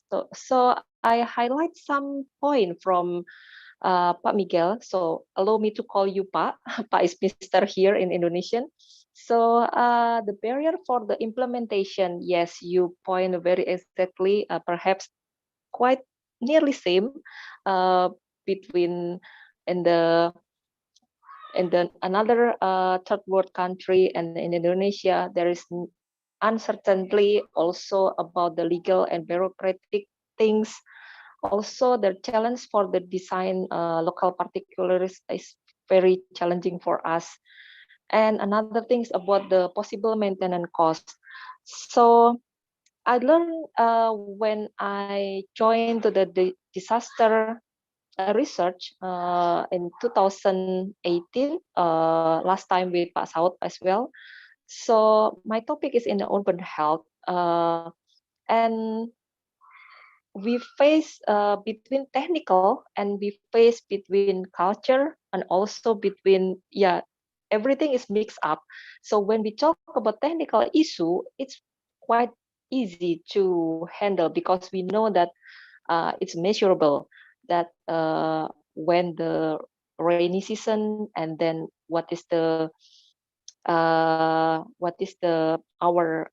our soil capacity, also our land use capacity. It's very measurable, and then we can measure this kind of all the thing in the specific, yeah, di atas kertas, ya, on the top of our paper. But then when we go to the government, also when we talk to the community, there is a little bit different language that I face to, yeah, when I face to them. So I highlight the most the most important thing I highlight here that the education. So because I graduate from Japan, Pak Saud as well. We live in Japan for nearly 4 years, and then I continue another study in another eco city in Germany. It is Freiburg, where the education is very, how to say that, it's from the very beginning, the learn from about the environmental. So I found there is a gap here between the reality and then the people not aware. They become more they just awake when the disaster come. So this is my point. And then no one try to give this education in the specific level. So in another thing, when in Alex's presentation about the urbanization in South Asia, if I mention here, 57% world population is in Asia. So in the 55% live in the urban area, and Indonesia definitely have the contribution because we are the fourth population, the fourth biggest population in the world. So I see here another point, not just education. Another one is after education will be lifestyle. When we don't have a specific manner to face this barrier or to face this when we live somewhere out there. So we don't have a specific lifestyle that accommodates our behavior to the nature. So I highlight the lifestyle here that when people living in the urban area, they change the clothes, perhaps one a month they buy the clothes, and then they buy the motorcycle and then the car, and then there will be pollution, and then they want a big house. All the thing is about lifestyle. Actually, it's not about the need, but the lifestyle.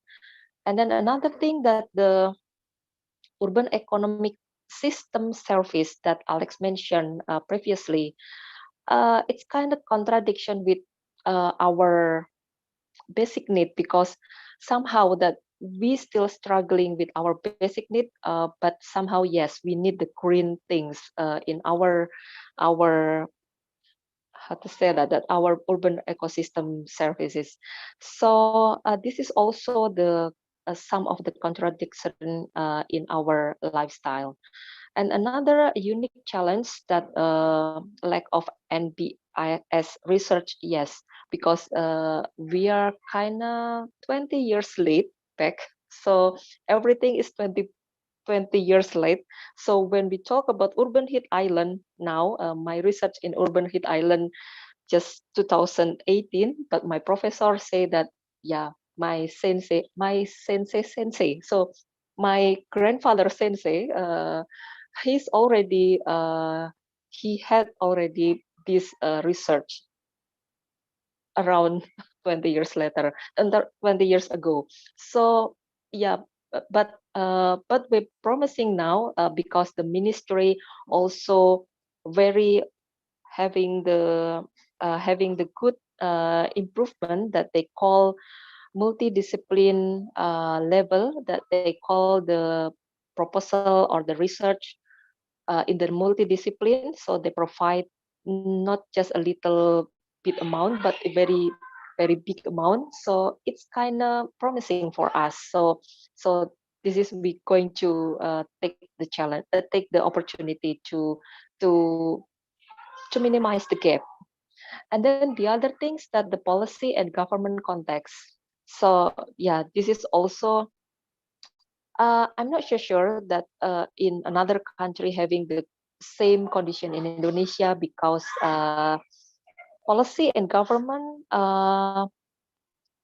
perhaps more than 50% is in the politic area, and I mean that not in the content area.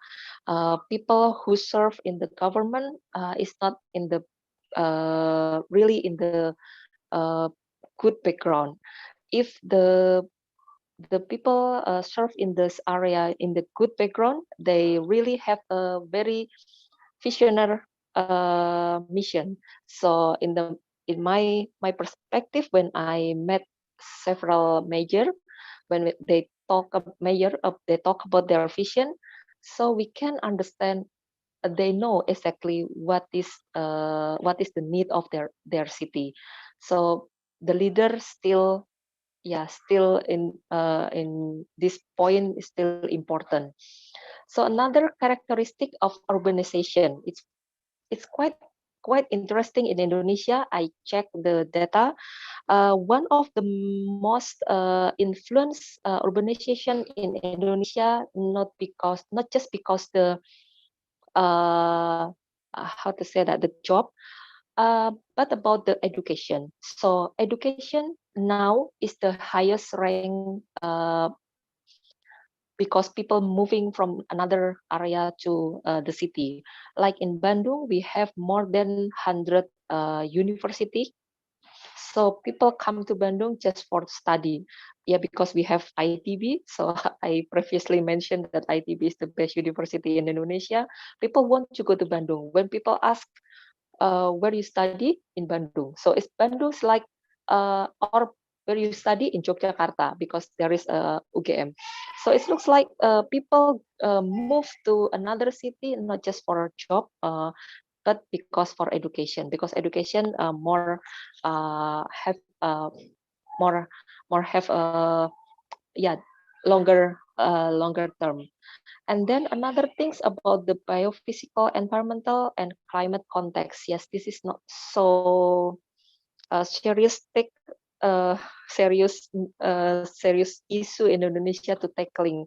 I mean that we don't really care about the weather, because we just have two different climate season. So it's just like you're going to get wet or you're going to get dry. So it's just like two season. Uh but then we forgot that this season having so much trouble in communal disease like tuberculosis. Indonesia now in the second rank in the world after China, after India, sorry. So and Bandung, West Java is the first rank in Indonesia. This is because this climate context is not well educated or not well aware enough in the social community. And then the last thing I would like to highlight here, that we need the acceleration. So I'm not so sure what kind of acceleration that we have to put here, because if we tackle all the thing as a business as usual, we're going to face this continue disaster, or the continue condition will be longer. So it means that the acceleration, we have to put our energy bigger, or to put speed faster. So which one, who going to be faster, or who going to put the energy bigger? So that's my highlight for the three presenter for this afternoon. Thank you. Back to Nadia. Okay, thank you, Bu Beta, for the insightful feedback. So exactly, cannot disagree with your point about local characteristic, the lifestyle, and you also mentioned the capacity, such as collaborations with academic, also investor, to accelerate NBS implementations. And now we, of course, can wait to our next discussion to give her feedbacks. Please welcome Dr. Tri Mulyani Sunarharum from Universitas Gadjah Mada to share her takes on the topics presented. So, Bu Yani, time and screen are yours. Thank you very much, Mbak Nadia. Good afternoon, everyone. Very interesting and very insightful presentation, Dr. Miguel, Dr. Alex, and Pak Saud. And also thank you, Bu Bu Beta for starting the discussions. And I think I would like to share also my screen. So please allow me to stimulate the discussion by sharing some of my previous experience, my working experience, and also some from my previous research. Okay.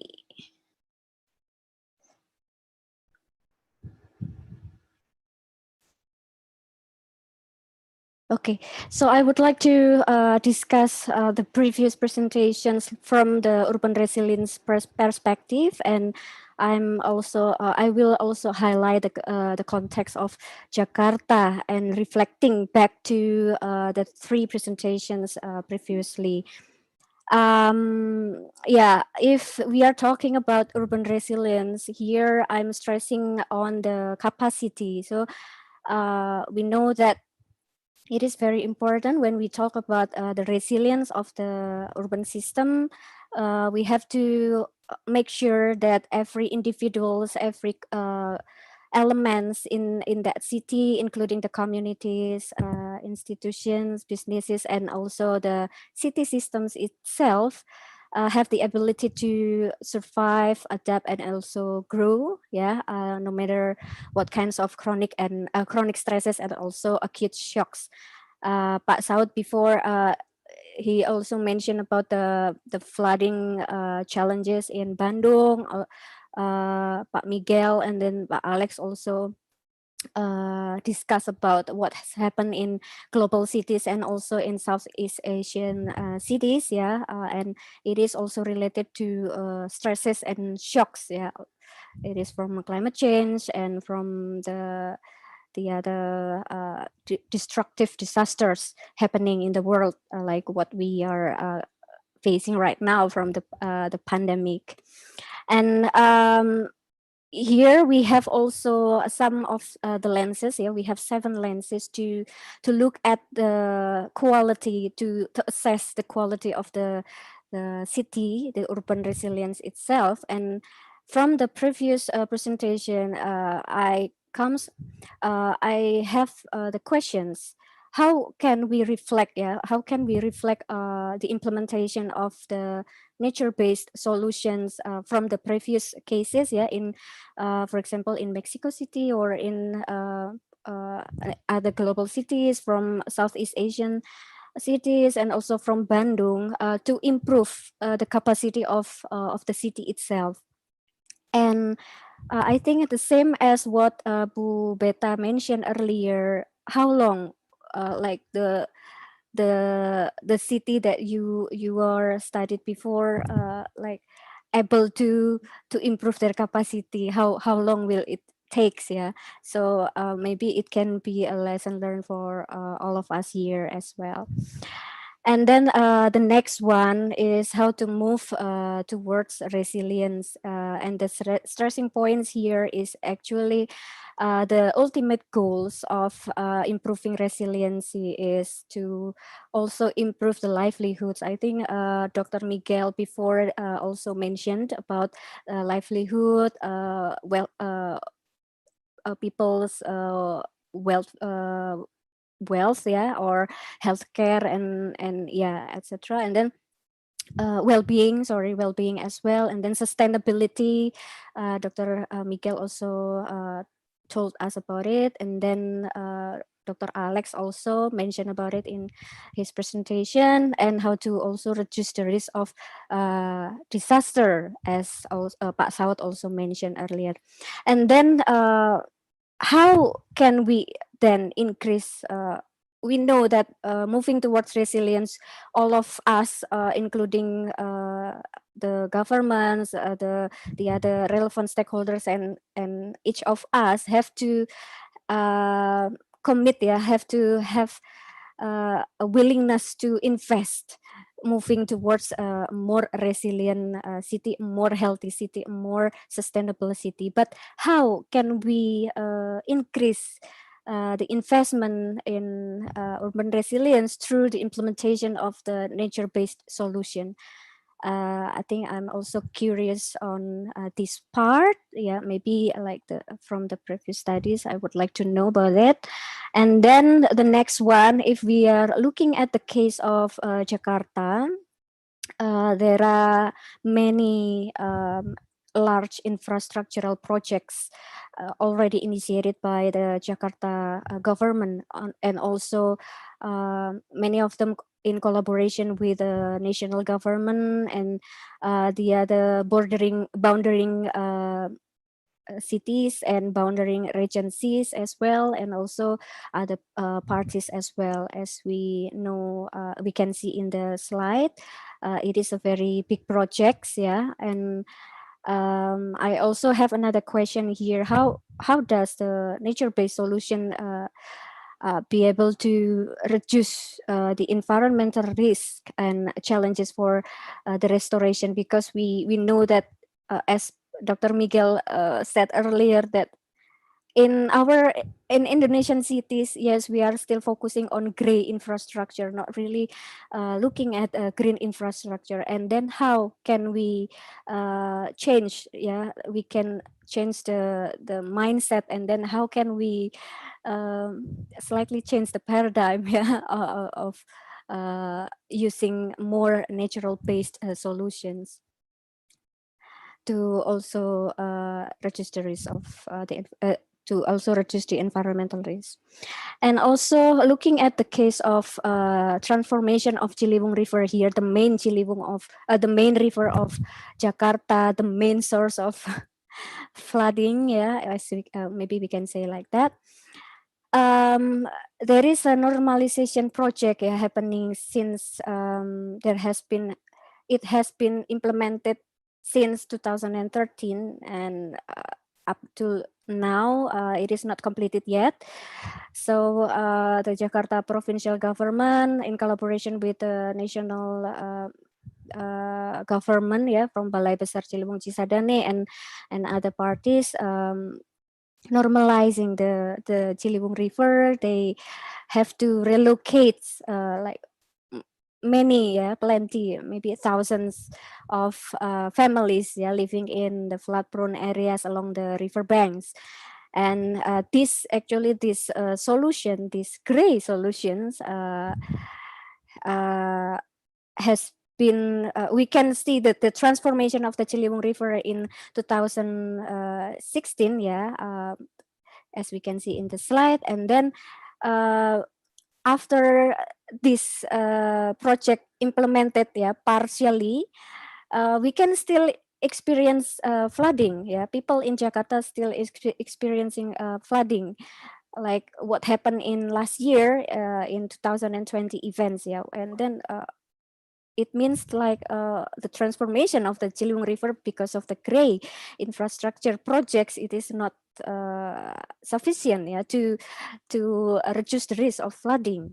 And then the government of provincial Jakarta also tried to shift the approach into a more natural based. I don't know whether it is a real natural based. So they will call this kind of strategies as a naturalization project of Old Ciliwung River instead of normalization. So it is more natural. But then once again, there is a question: can this approach guarantee the success of reducing flood risk once again in DKI Jakarta? And looking at the policies and plans, there are around 29 policies and plans related to flood risk reduction in Jakarta already.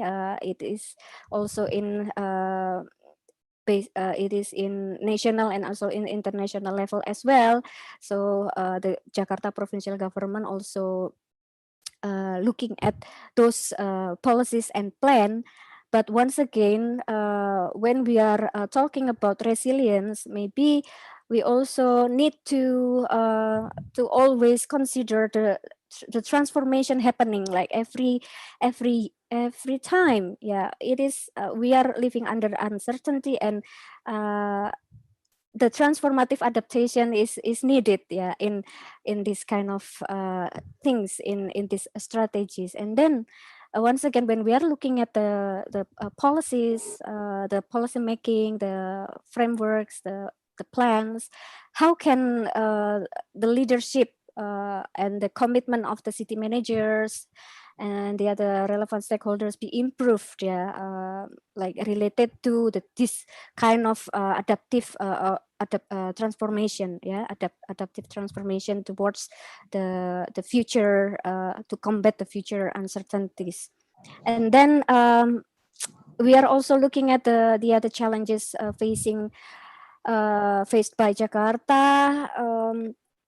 Jakarta, maybe if the solutions are happening in Jakarta, maybe it is not fully effective, because the other bounding regencies or bounding cities along the watershed areas are not in line, maybe, yeah, maybe because there is a relation of cross-boundary issues, yeah, between Jakarta and the other bounding areas, yeah, until Bogor, even until West Java. And I would like to know your opinion about this as well.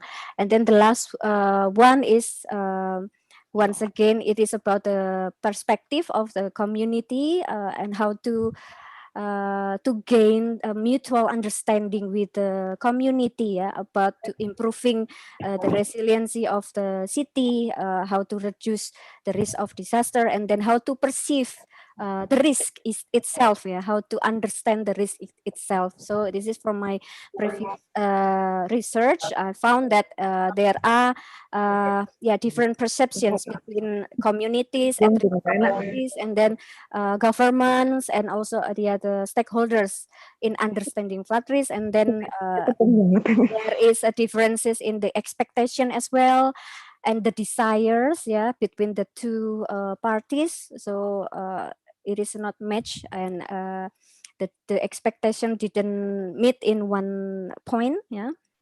And then there is also a challenge in the limitations of knowledge and then technical literacy of at-risk community. Maybe it is also happening when we are trying to implement the natural-based solution. Yeah, I think maybe that's all from me. Thank you very much for the time, and I would like to hear the discussions. Back to Mbak Nadia then. Thank you. Okay, thank you, Bu Yani, for the wonderful comments, enlighten some questions how NBS can contribute towards urban resilience. Very good point about transforming the existing infrastructure, the gray infrastructures to be more green, close to the environmental-based adaptations. And now we would like to hear a brief response from our panelists. But here I'm afraid that Miguel are not here because the connections is failed. But we still have Alex and Pasaud to give you a brief response from to the feedbacks by our discussants. So please, Alex, maybe you can go first.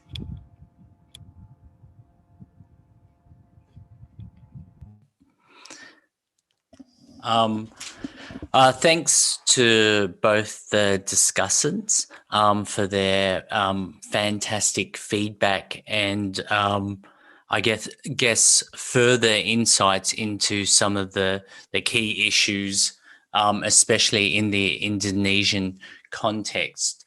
I may start with Yani first. I think she provided, just because my memory's short, so it's easier to remember.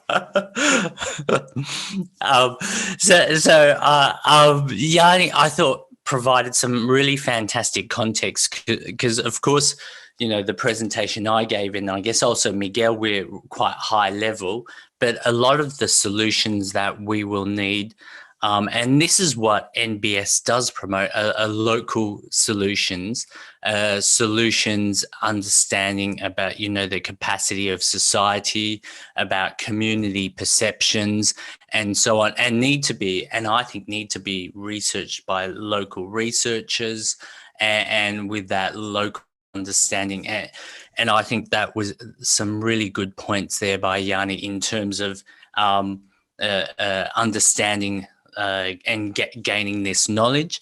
Yanni, I could see she's a person who's a part of the school of the socio-ecological systems perspective, thinking about resilience thinking. And it was really a fantastic example of the application of these broader frameworks to addressing local solutions. And I guess that's kind of what we hope with these dialogue sessions is because everyone in parallel, we're all creating, frameworks, knowledge and idea from different parts of the world. And we each think, it's the first time that's ever been thought of. But bringing people together and ideas together is really useful. And thinking about what are the overarching similarities and thinking about what are the frameworks that we can apply for different regions, the broader frameworks that are then localized. And I think that's what Yanni really demonstrated very well in terms of her presentation. I've got to think back to Bubita. Thank you very much for also your comments as well. So my understanding, you come from a health background. I think you mentioned some really important critical issues, in terms of the nature-based solutions and the health aspects as well. My memory's not so good, so apologies. But I really liked your reflections on our various presentations, and hopefully one day I'll be there in person to chat more with both Yanni and Bubeta about the great work they're doing. So I'll leave it at that, so Saut can say something. Thank you very much. Yeah, thank you. Shall I take it from here, Nadia? Is it okay? Yeah, Yes, okay. Sir. Yes, thank you, Alex. Mbak Beta and Mbak Yani, thank you for I would say the observations, and also the thought that you shared. I think starting from Bu Beta, she mentioned about research on urban heat island earlier, about how the connections of the environment as well as the design would be very important. And I think this is also the key that can connect with the nature-based solutions, because when we talk about nature-based solution, scale would be also important. It applies, I mentioned briefly because I know it was also mentioned in the previous presentation of Alex and also Miguel, that scale matters. I noticed that some questions would be, how would we conduct NBS, nature-based solutions, at the micro level, and also bring in and also making it scale up. And this connects to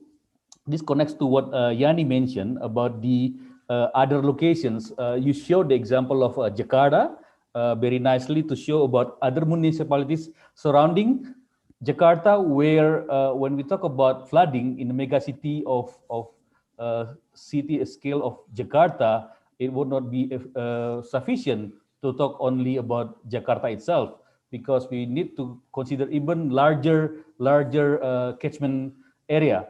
I gave an example of smaller catchment area in Bandung. Even it's difficult to manage with the high runoff and also the high land use change.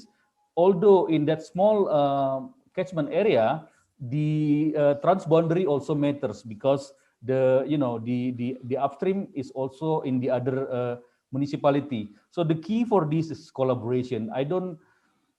Well, this is not new, right? This is not new. Everybody knows this. But again, we need to post this.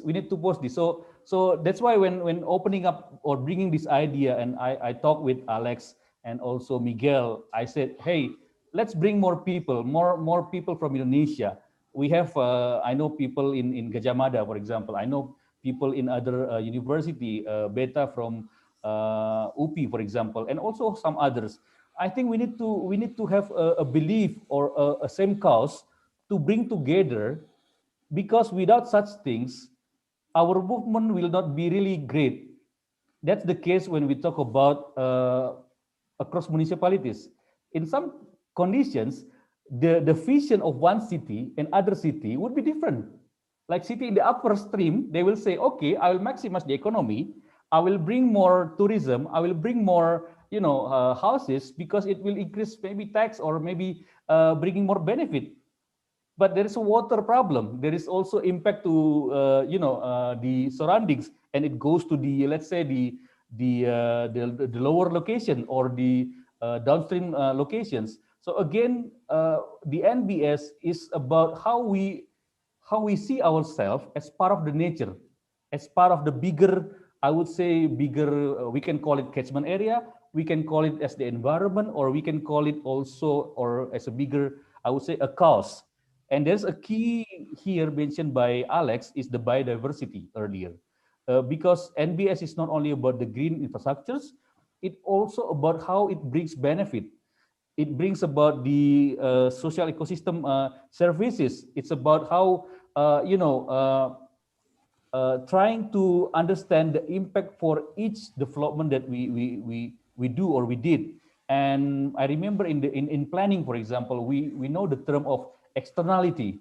So what you do or what you change, it may cause externality, and in some extent, the cost of externality even bigger than the direct impact that you have. And this is something that we might lose, in terms of the way we do our development. And I would say we know some of the solutions, but again, we need to strengthen that. Yani showed the example of 29 regulations in Jakarta, but again, those mostly in Jakarta, I would say, although there is also related to across I would say cities or region across Jakarta, but still the challenge is to bring together one. Well, I'm tending to say One Direction, but it's not. It will bring the title of one boy band. But I want to say we need to move together, in terms of our vision, because what happened recently in January and also beginning of February in Indonesia, it's clearly because of the watershed problem, and it goes beyond one or two city or region boundaries. It goes beyond that, even province or even larger than that. So the collaboration is the key on this. And what we are doing now, the Global South, the title of this, I would say, research, bringing experience from other countries in Latin America and so on, will help us to strengthen, because we need evidence. Obviously, we need evidence. Without evidence, we will say, okay, this is a concept. How will you find it? I think I'll stop myself here, and I can see Miguel is also here. Then, if you catch the discussion earlier, I throw it to you, Miguel, now. I'm sorry, my connection fell for a few minutes. Yeah. I'm happy to comment if. Please, I think you can comment. Is there any specific question or? Nadia, yeah. Oh, sorry, Miguel. We just passed the feedback from our discussions, and we would like to hear from you a brief response to the feedback from our discussion. So please. Sure.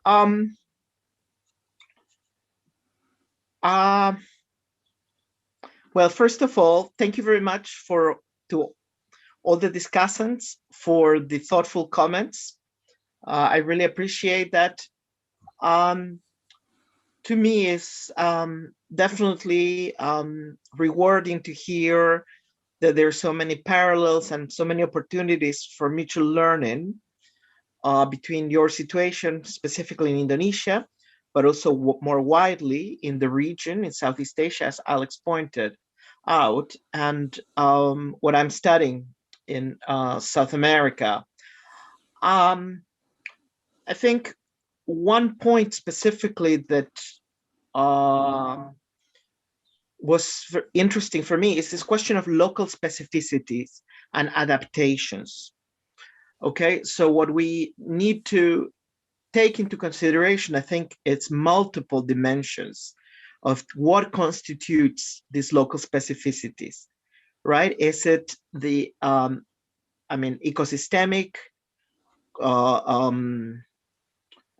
descriptions, as Alex was mentioning?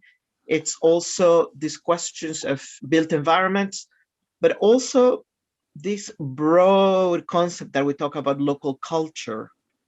And local culture is not monolithic or constant over time. It's constantly shifting and it's multiple. So this question of local cultures, if you will, I think was very interesting. And who makes those local cultures, right? Who lives in the city, how they behave, how they think. I think these are all very important issues, and these questions of how do we translate this science and this kind of globally pursued policies to people's living realities and ways of thinking. So to me, that was all very interesting in how we manage this nature-based solutions in this complex socio-environmental systems and what we call nature-based solutions interventions in cities. So that's just my reflection upon this really interesting session. Okay, thank you, Miguel, for your response. And super exciting to have you, to bring you together in our discussions. I enjoy really your discussions, and now we got a lot of questions from our audience. So we will move on the Q&A sessions. So we have first questions for Miguel from Sita, Tokyo Institute of Technology. So the questions is, which nature is the ideal goal? Because nature is changing or deteriorating year by year. And just wondering what or which is the goal of nature we should pursue in the NBS implementations. So Miguel, you can please answer the questions. I think, it's probably better not to think again as one entity that we call nature, but think more in the plural. And I really like the graph that Alex presented of this vector of nature, ecosystems, right? This, in a way, less modified ecosystems, this ecosystems where the urban footprint is high, but they could be restored. And finally, the invention of new ecosystems, right? The creation, enhancement, restoration, rehabilitation of ecosystems, but also adding on new layers, components of vegetation in urban settings where we're in a way creating a new ecosystem, inventing, if you will, an ecosystem in the city. So I thought that was a really interesting contribution. I don't mean to pass the ball to Alex, but I thought, it's very important to think about ecosystems in the plural more, right, than just this one generic notion of nature. Can I add to that? I'd love to add. My first question is on this very topic, about I still feel like we talk about nature-based solutions as the solutions without humans in it. But I think what Miguel said is perfectly right, that, there are multiple solutions and there are different solutions for different locations and cultural contexts.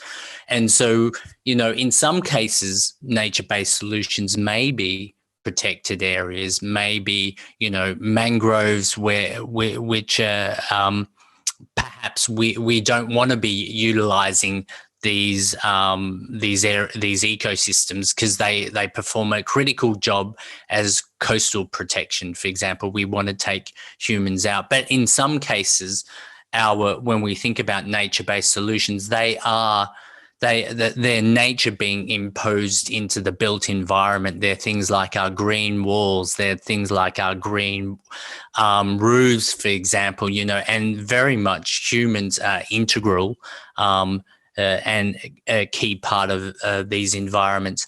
When we think about nature-based solutions, we're also thinking about things like cultural ecosystem services, which are things like our green exercise, which are, people going out in parks. In some cases, we won't want to build pristine ecosystems in our urban areas because what's actually better is ecosystems which people can use. And there's some questions, and that's related. There are various kinds of trade-offs. If we're focused purely on biodiversity, we'll be trying to keep people out.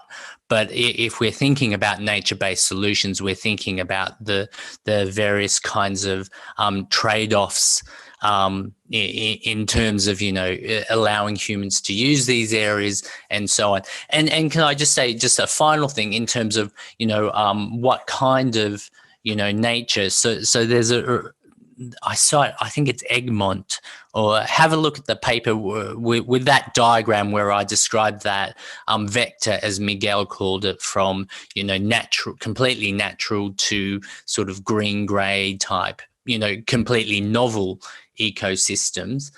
But one of the things they suggest is that when we're talking about the plants, which it's mostly plants, what we're talking about is trying to restore as close to the original nature as possible, indigenous species, indigenous vegetation and plants. This idea that something is a nature-based solution if that focus has a biodiversity element in it.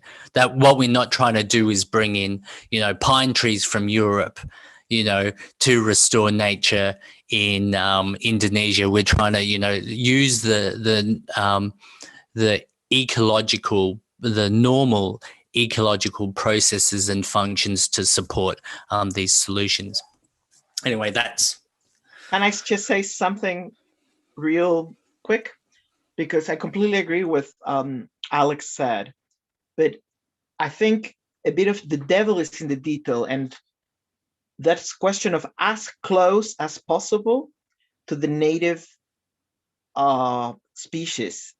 It can be quite tricky in some instances. And this is where I think there has to be a certain degree of openness to work with trade-offs and different perspectives. In Argentina, there's a very intense debate now between the native species camp and the bioremediating camp. So sometimes the native species do not perform the functions required for remediation pollution.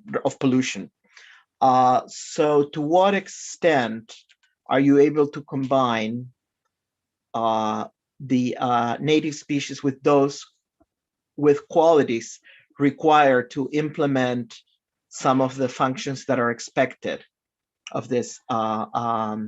But I think it is one of those really, it's a point that requires a lot more research and possible applied research and possible mistakes. And it requires this appreciation of trade-offs and, learning by doing. That's all. I can comment on this as well. Yeah, I enjoy the discussion starting from what is nature, right? And I really appreciate the question from Sita. Yeah, I would bring again the notion of or the idea of collaboration. When we talk about nature-based solutions here, it's not us as a planner only. I would say ecologists So the question of Miguel, for example, is very valid to say, is it the native species? Is it something that you can bring from outside? But I would say with the idea or the science from the ecologists can mention, there can be alternatives, right? There can be alternatives because then we can say there is benefit of such plants or species to this possibility, or in the case of that I mentioned is runoff, for example. And other than that, we also can consider the cost, the economy, the value of such species as well. So bringing together this perspective, I would say this make it openness, as you pointed out, that others thinking about disaster is not only those who work in the disaster management. This word resilient can be beyond than that, and it's being used in also different types of disciplines.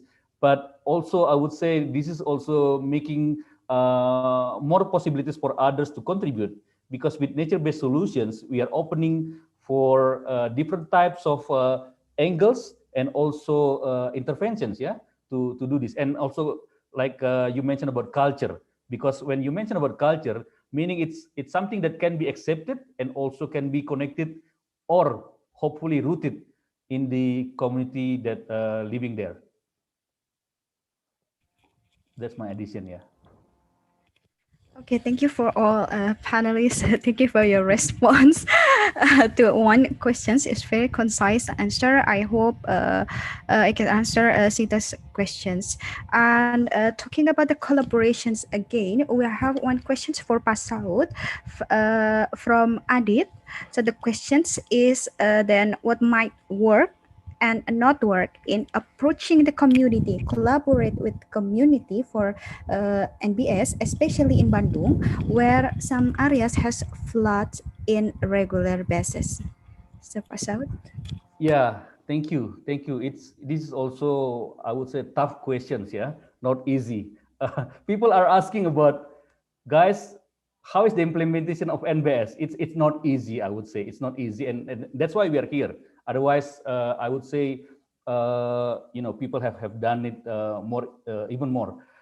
In terms of community, my 2 cents or my quick idea or opinion would be, we need to work together, to talk with them and to listen to them. Actually, what is the priority? My approach would be, coming from disaster management perspective, I would say, let's bring together the idea of risk assessment, risk analysis.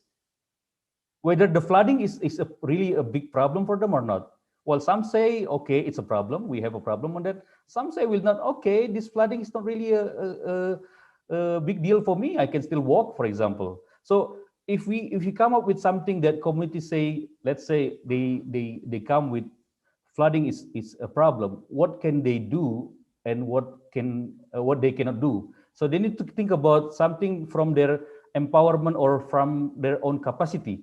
And this possible to bring together, for example, the idea from design or human intervention, as pointed out by Alex. But I fully agree that MBS would not rather as human intervention only, but bringing the value, appreciating the nature itself.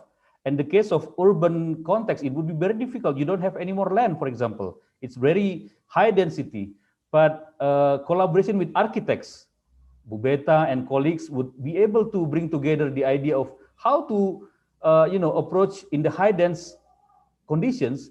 I know some architects can be very innovative in the stress condition or environment. They can be able to bring together so-called green building and also the idea of that can be implemented at community level. I'm working for the moment with groups. I don't know if they are here also listening to this conversation, with the Kotaku in Indonesia. It's a Kota Tanpa Kumuh, so city without slum program.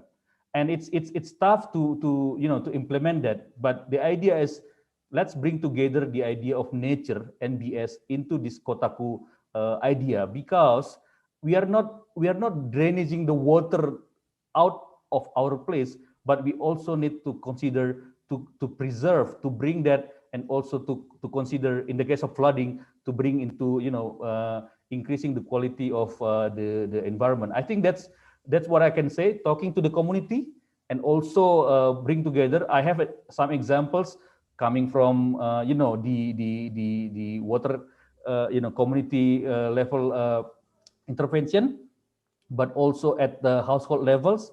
But I think it's not only about we bring together, show to the community, please do that. No, we listen to them and then come together what they can do in the short term, medium, or a bit long term than that. Okay. Okay, thank you, Pastor, for pointing out the importance points about the community interventions in NBS implementations. Unfortunately, the time for today's Q&A discussion sessions has come to an end, even though we still have a lot of questions from our participants. So for those of you who haven't got your questions addressed by our panelists, your questions will be answered by the committee and the speakers directly in the Padlet platform. So please wait. Maybe we need next week. You can see your questions addressed by our panelists. Yeah. And yeah, we should end this very interesting discussions. I'm very super exciting to have our three panelists and discussions in today's webinar. And before officially closing the event, I will let Pak Saud as the representative from the Senior Fellow of RDI to give the closing remarks. Pak Saud. Yeah, thank you, Nadia. I let me thank the organizer and Nadia and Dana and others here. I appreciate really the process, then also I would say dissemination, and also all the participants who join this. I know people joining through the Zoom platform as well as the YouTube live stream, and also those who posted questions. And of course, especially to our two discussions, Ibu Beta dan Bu Yani, who trigger this very interesting and thoughtful discussions, as well as also to my colleagues, Miguel and also Alex, who have been, I would say, sharing this idea, a lot of things with us. And also today we had, I would say, a wonderful time, although I realize time is now is limited, but hopefully, as also I mentioned in the end of my presentation, that let's work together, let's collaborate, let's have this as a next milestone for our collaboration. I know Miguel and I and also Alex, we've been trying to find other possibility to work together, and this collaboration is open to others who would be interested to work with us, and also to continue with the idea of NBS, and including this, I would extend to Bu Yani and also Bu Beta to be part of the collaboration, and also other colleagues as well. I think that's all. And Nadia, I know we have another webinar. If you want to show it a bit later, so 2 weeks from now, about the same time, we will have another webinar that will also add, other than the three panelists, we will also have other discussions, as well as speaker from the Bandung city. Yeah, so we'll try to bring with the empirical case and also challenges faced by, let's say, the local government in implementing the nature-based solution, particularly in Bandung, Indonesia. Over to you, Nadia. Thank you. Oke, terima kasih Pak Saud untuk closing remarks. Kita sampai pada akhir webinar, dan kembali pada kolaborasi yang sudah kita bahas tadi. RDI menginisiasi sebuah kelompok diskusi terkait dengan aplikasi nature-based solutions atau solusi berbasis alam di Indonesia. Dan kolaborasi ini terbuka bagi rekan-rekan dari berbagai latar belakang dan akan menggunakan media WhatsApp group. Untuk teman-teman yang tertarik untuk bergabung dengan Knowledge Hub RDI, untuk NBS, teman-teman bisa bergabung melalui link yang telah kami share, kami provide di chat room. Dan melalui inisiasi WhatsApp Group ini, RDI bertujuan untuk memberikan wadah diskusi dan sharing informasi seputar NBS, di mana teman-teman bisa turut berkontribusi, sharing informasi, data, serta materi-materi yang mungkin relevan seputar NBS dan menjadi untuk further research atau penelitian ke depannya, studi ke depannya terkait NBS, terutama di Indonesia. And would like to invite you again to our second webinar on February 25th, entitled Mainstreaming Nature-Based Solutions to Support Sustainable Urban Planning. So we will meet again our panelists, Dr. Miguel, Dr. Alex, Pak Saud, and one more from the Bandung government, Ibu Yuni. And also our webinar discussion, Tony Wijanarso from the World Bank and Dr. Hendrikus Andi from University of Indonesia will come with us on the second webinar. So please register yourself via the links that you see in the screen.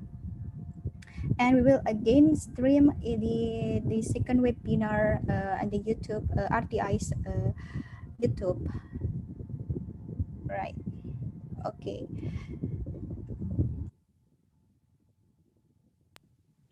Thank you. Okay, on behalf of RDI, our presenters, discussants, thank you very much for joining us today. We hope that we have learned a lot today and we'll be able to support the future efforts in implementing nature-based solutions, especially to tackle the urban challenges. So goodbye and see you again in our second webinars. Thank you, terima See you. kasih. Stay safe. Thank you everyone. Terima kasih. Thank Terima you. kasih. Terima Terima kasih kasih Pak teman-teman Saud, semua Pak sudah Alex. Pak Saud. Ya, Terima Thank you kasih Alex. rekan-rekan Thank semua. you Miguel. ya. Thank you, everybody. See you again. Thank you, Ya, everybody. see you again. See you, Miguel, Alex. See Bye. you. Bye.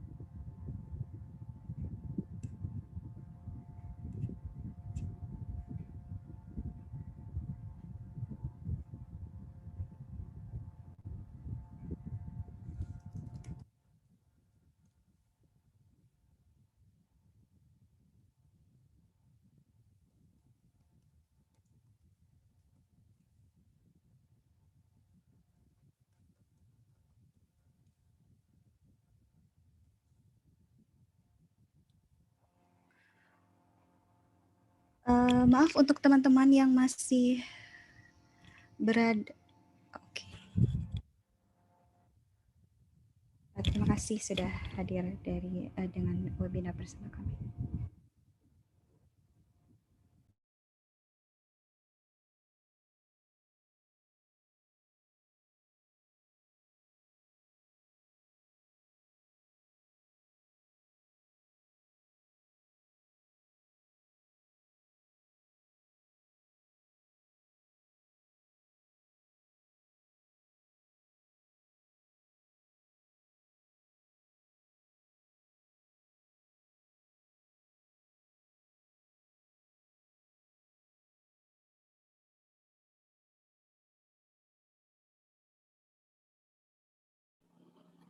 Ini udah semua. Lupa banget, sorry Dan, parah. Sebab aku gak ngeliat apa-apa, sumpah. Mbak tadi yang bilang loh, ini live-nya matiin tolong.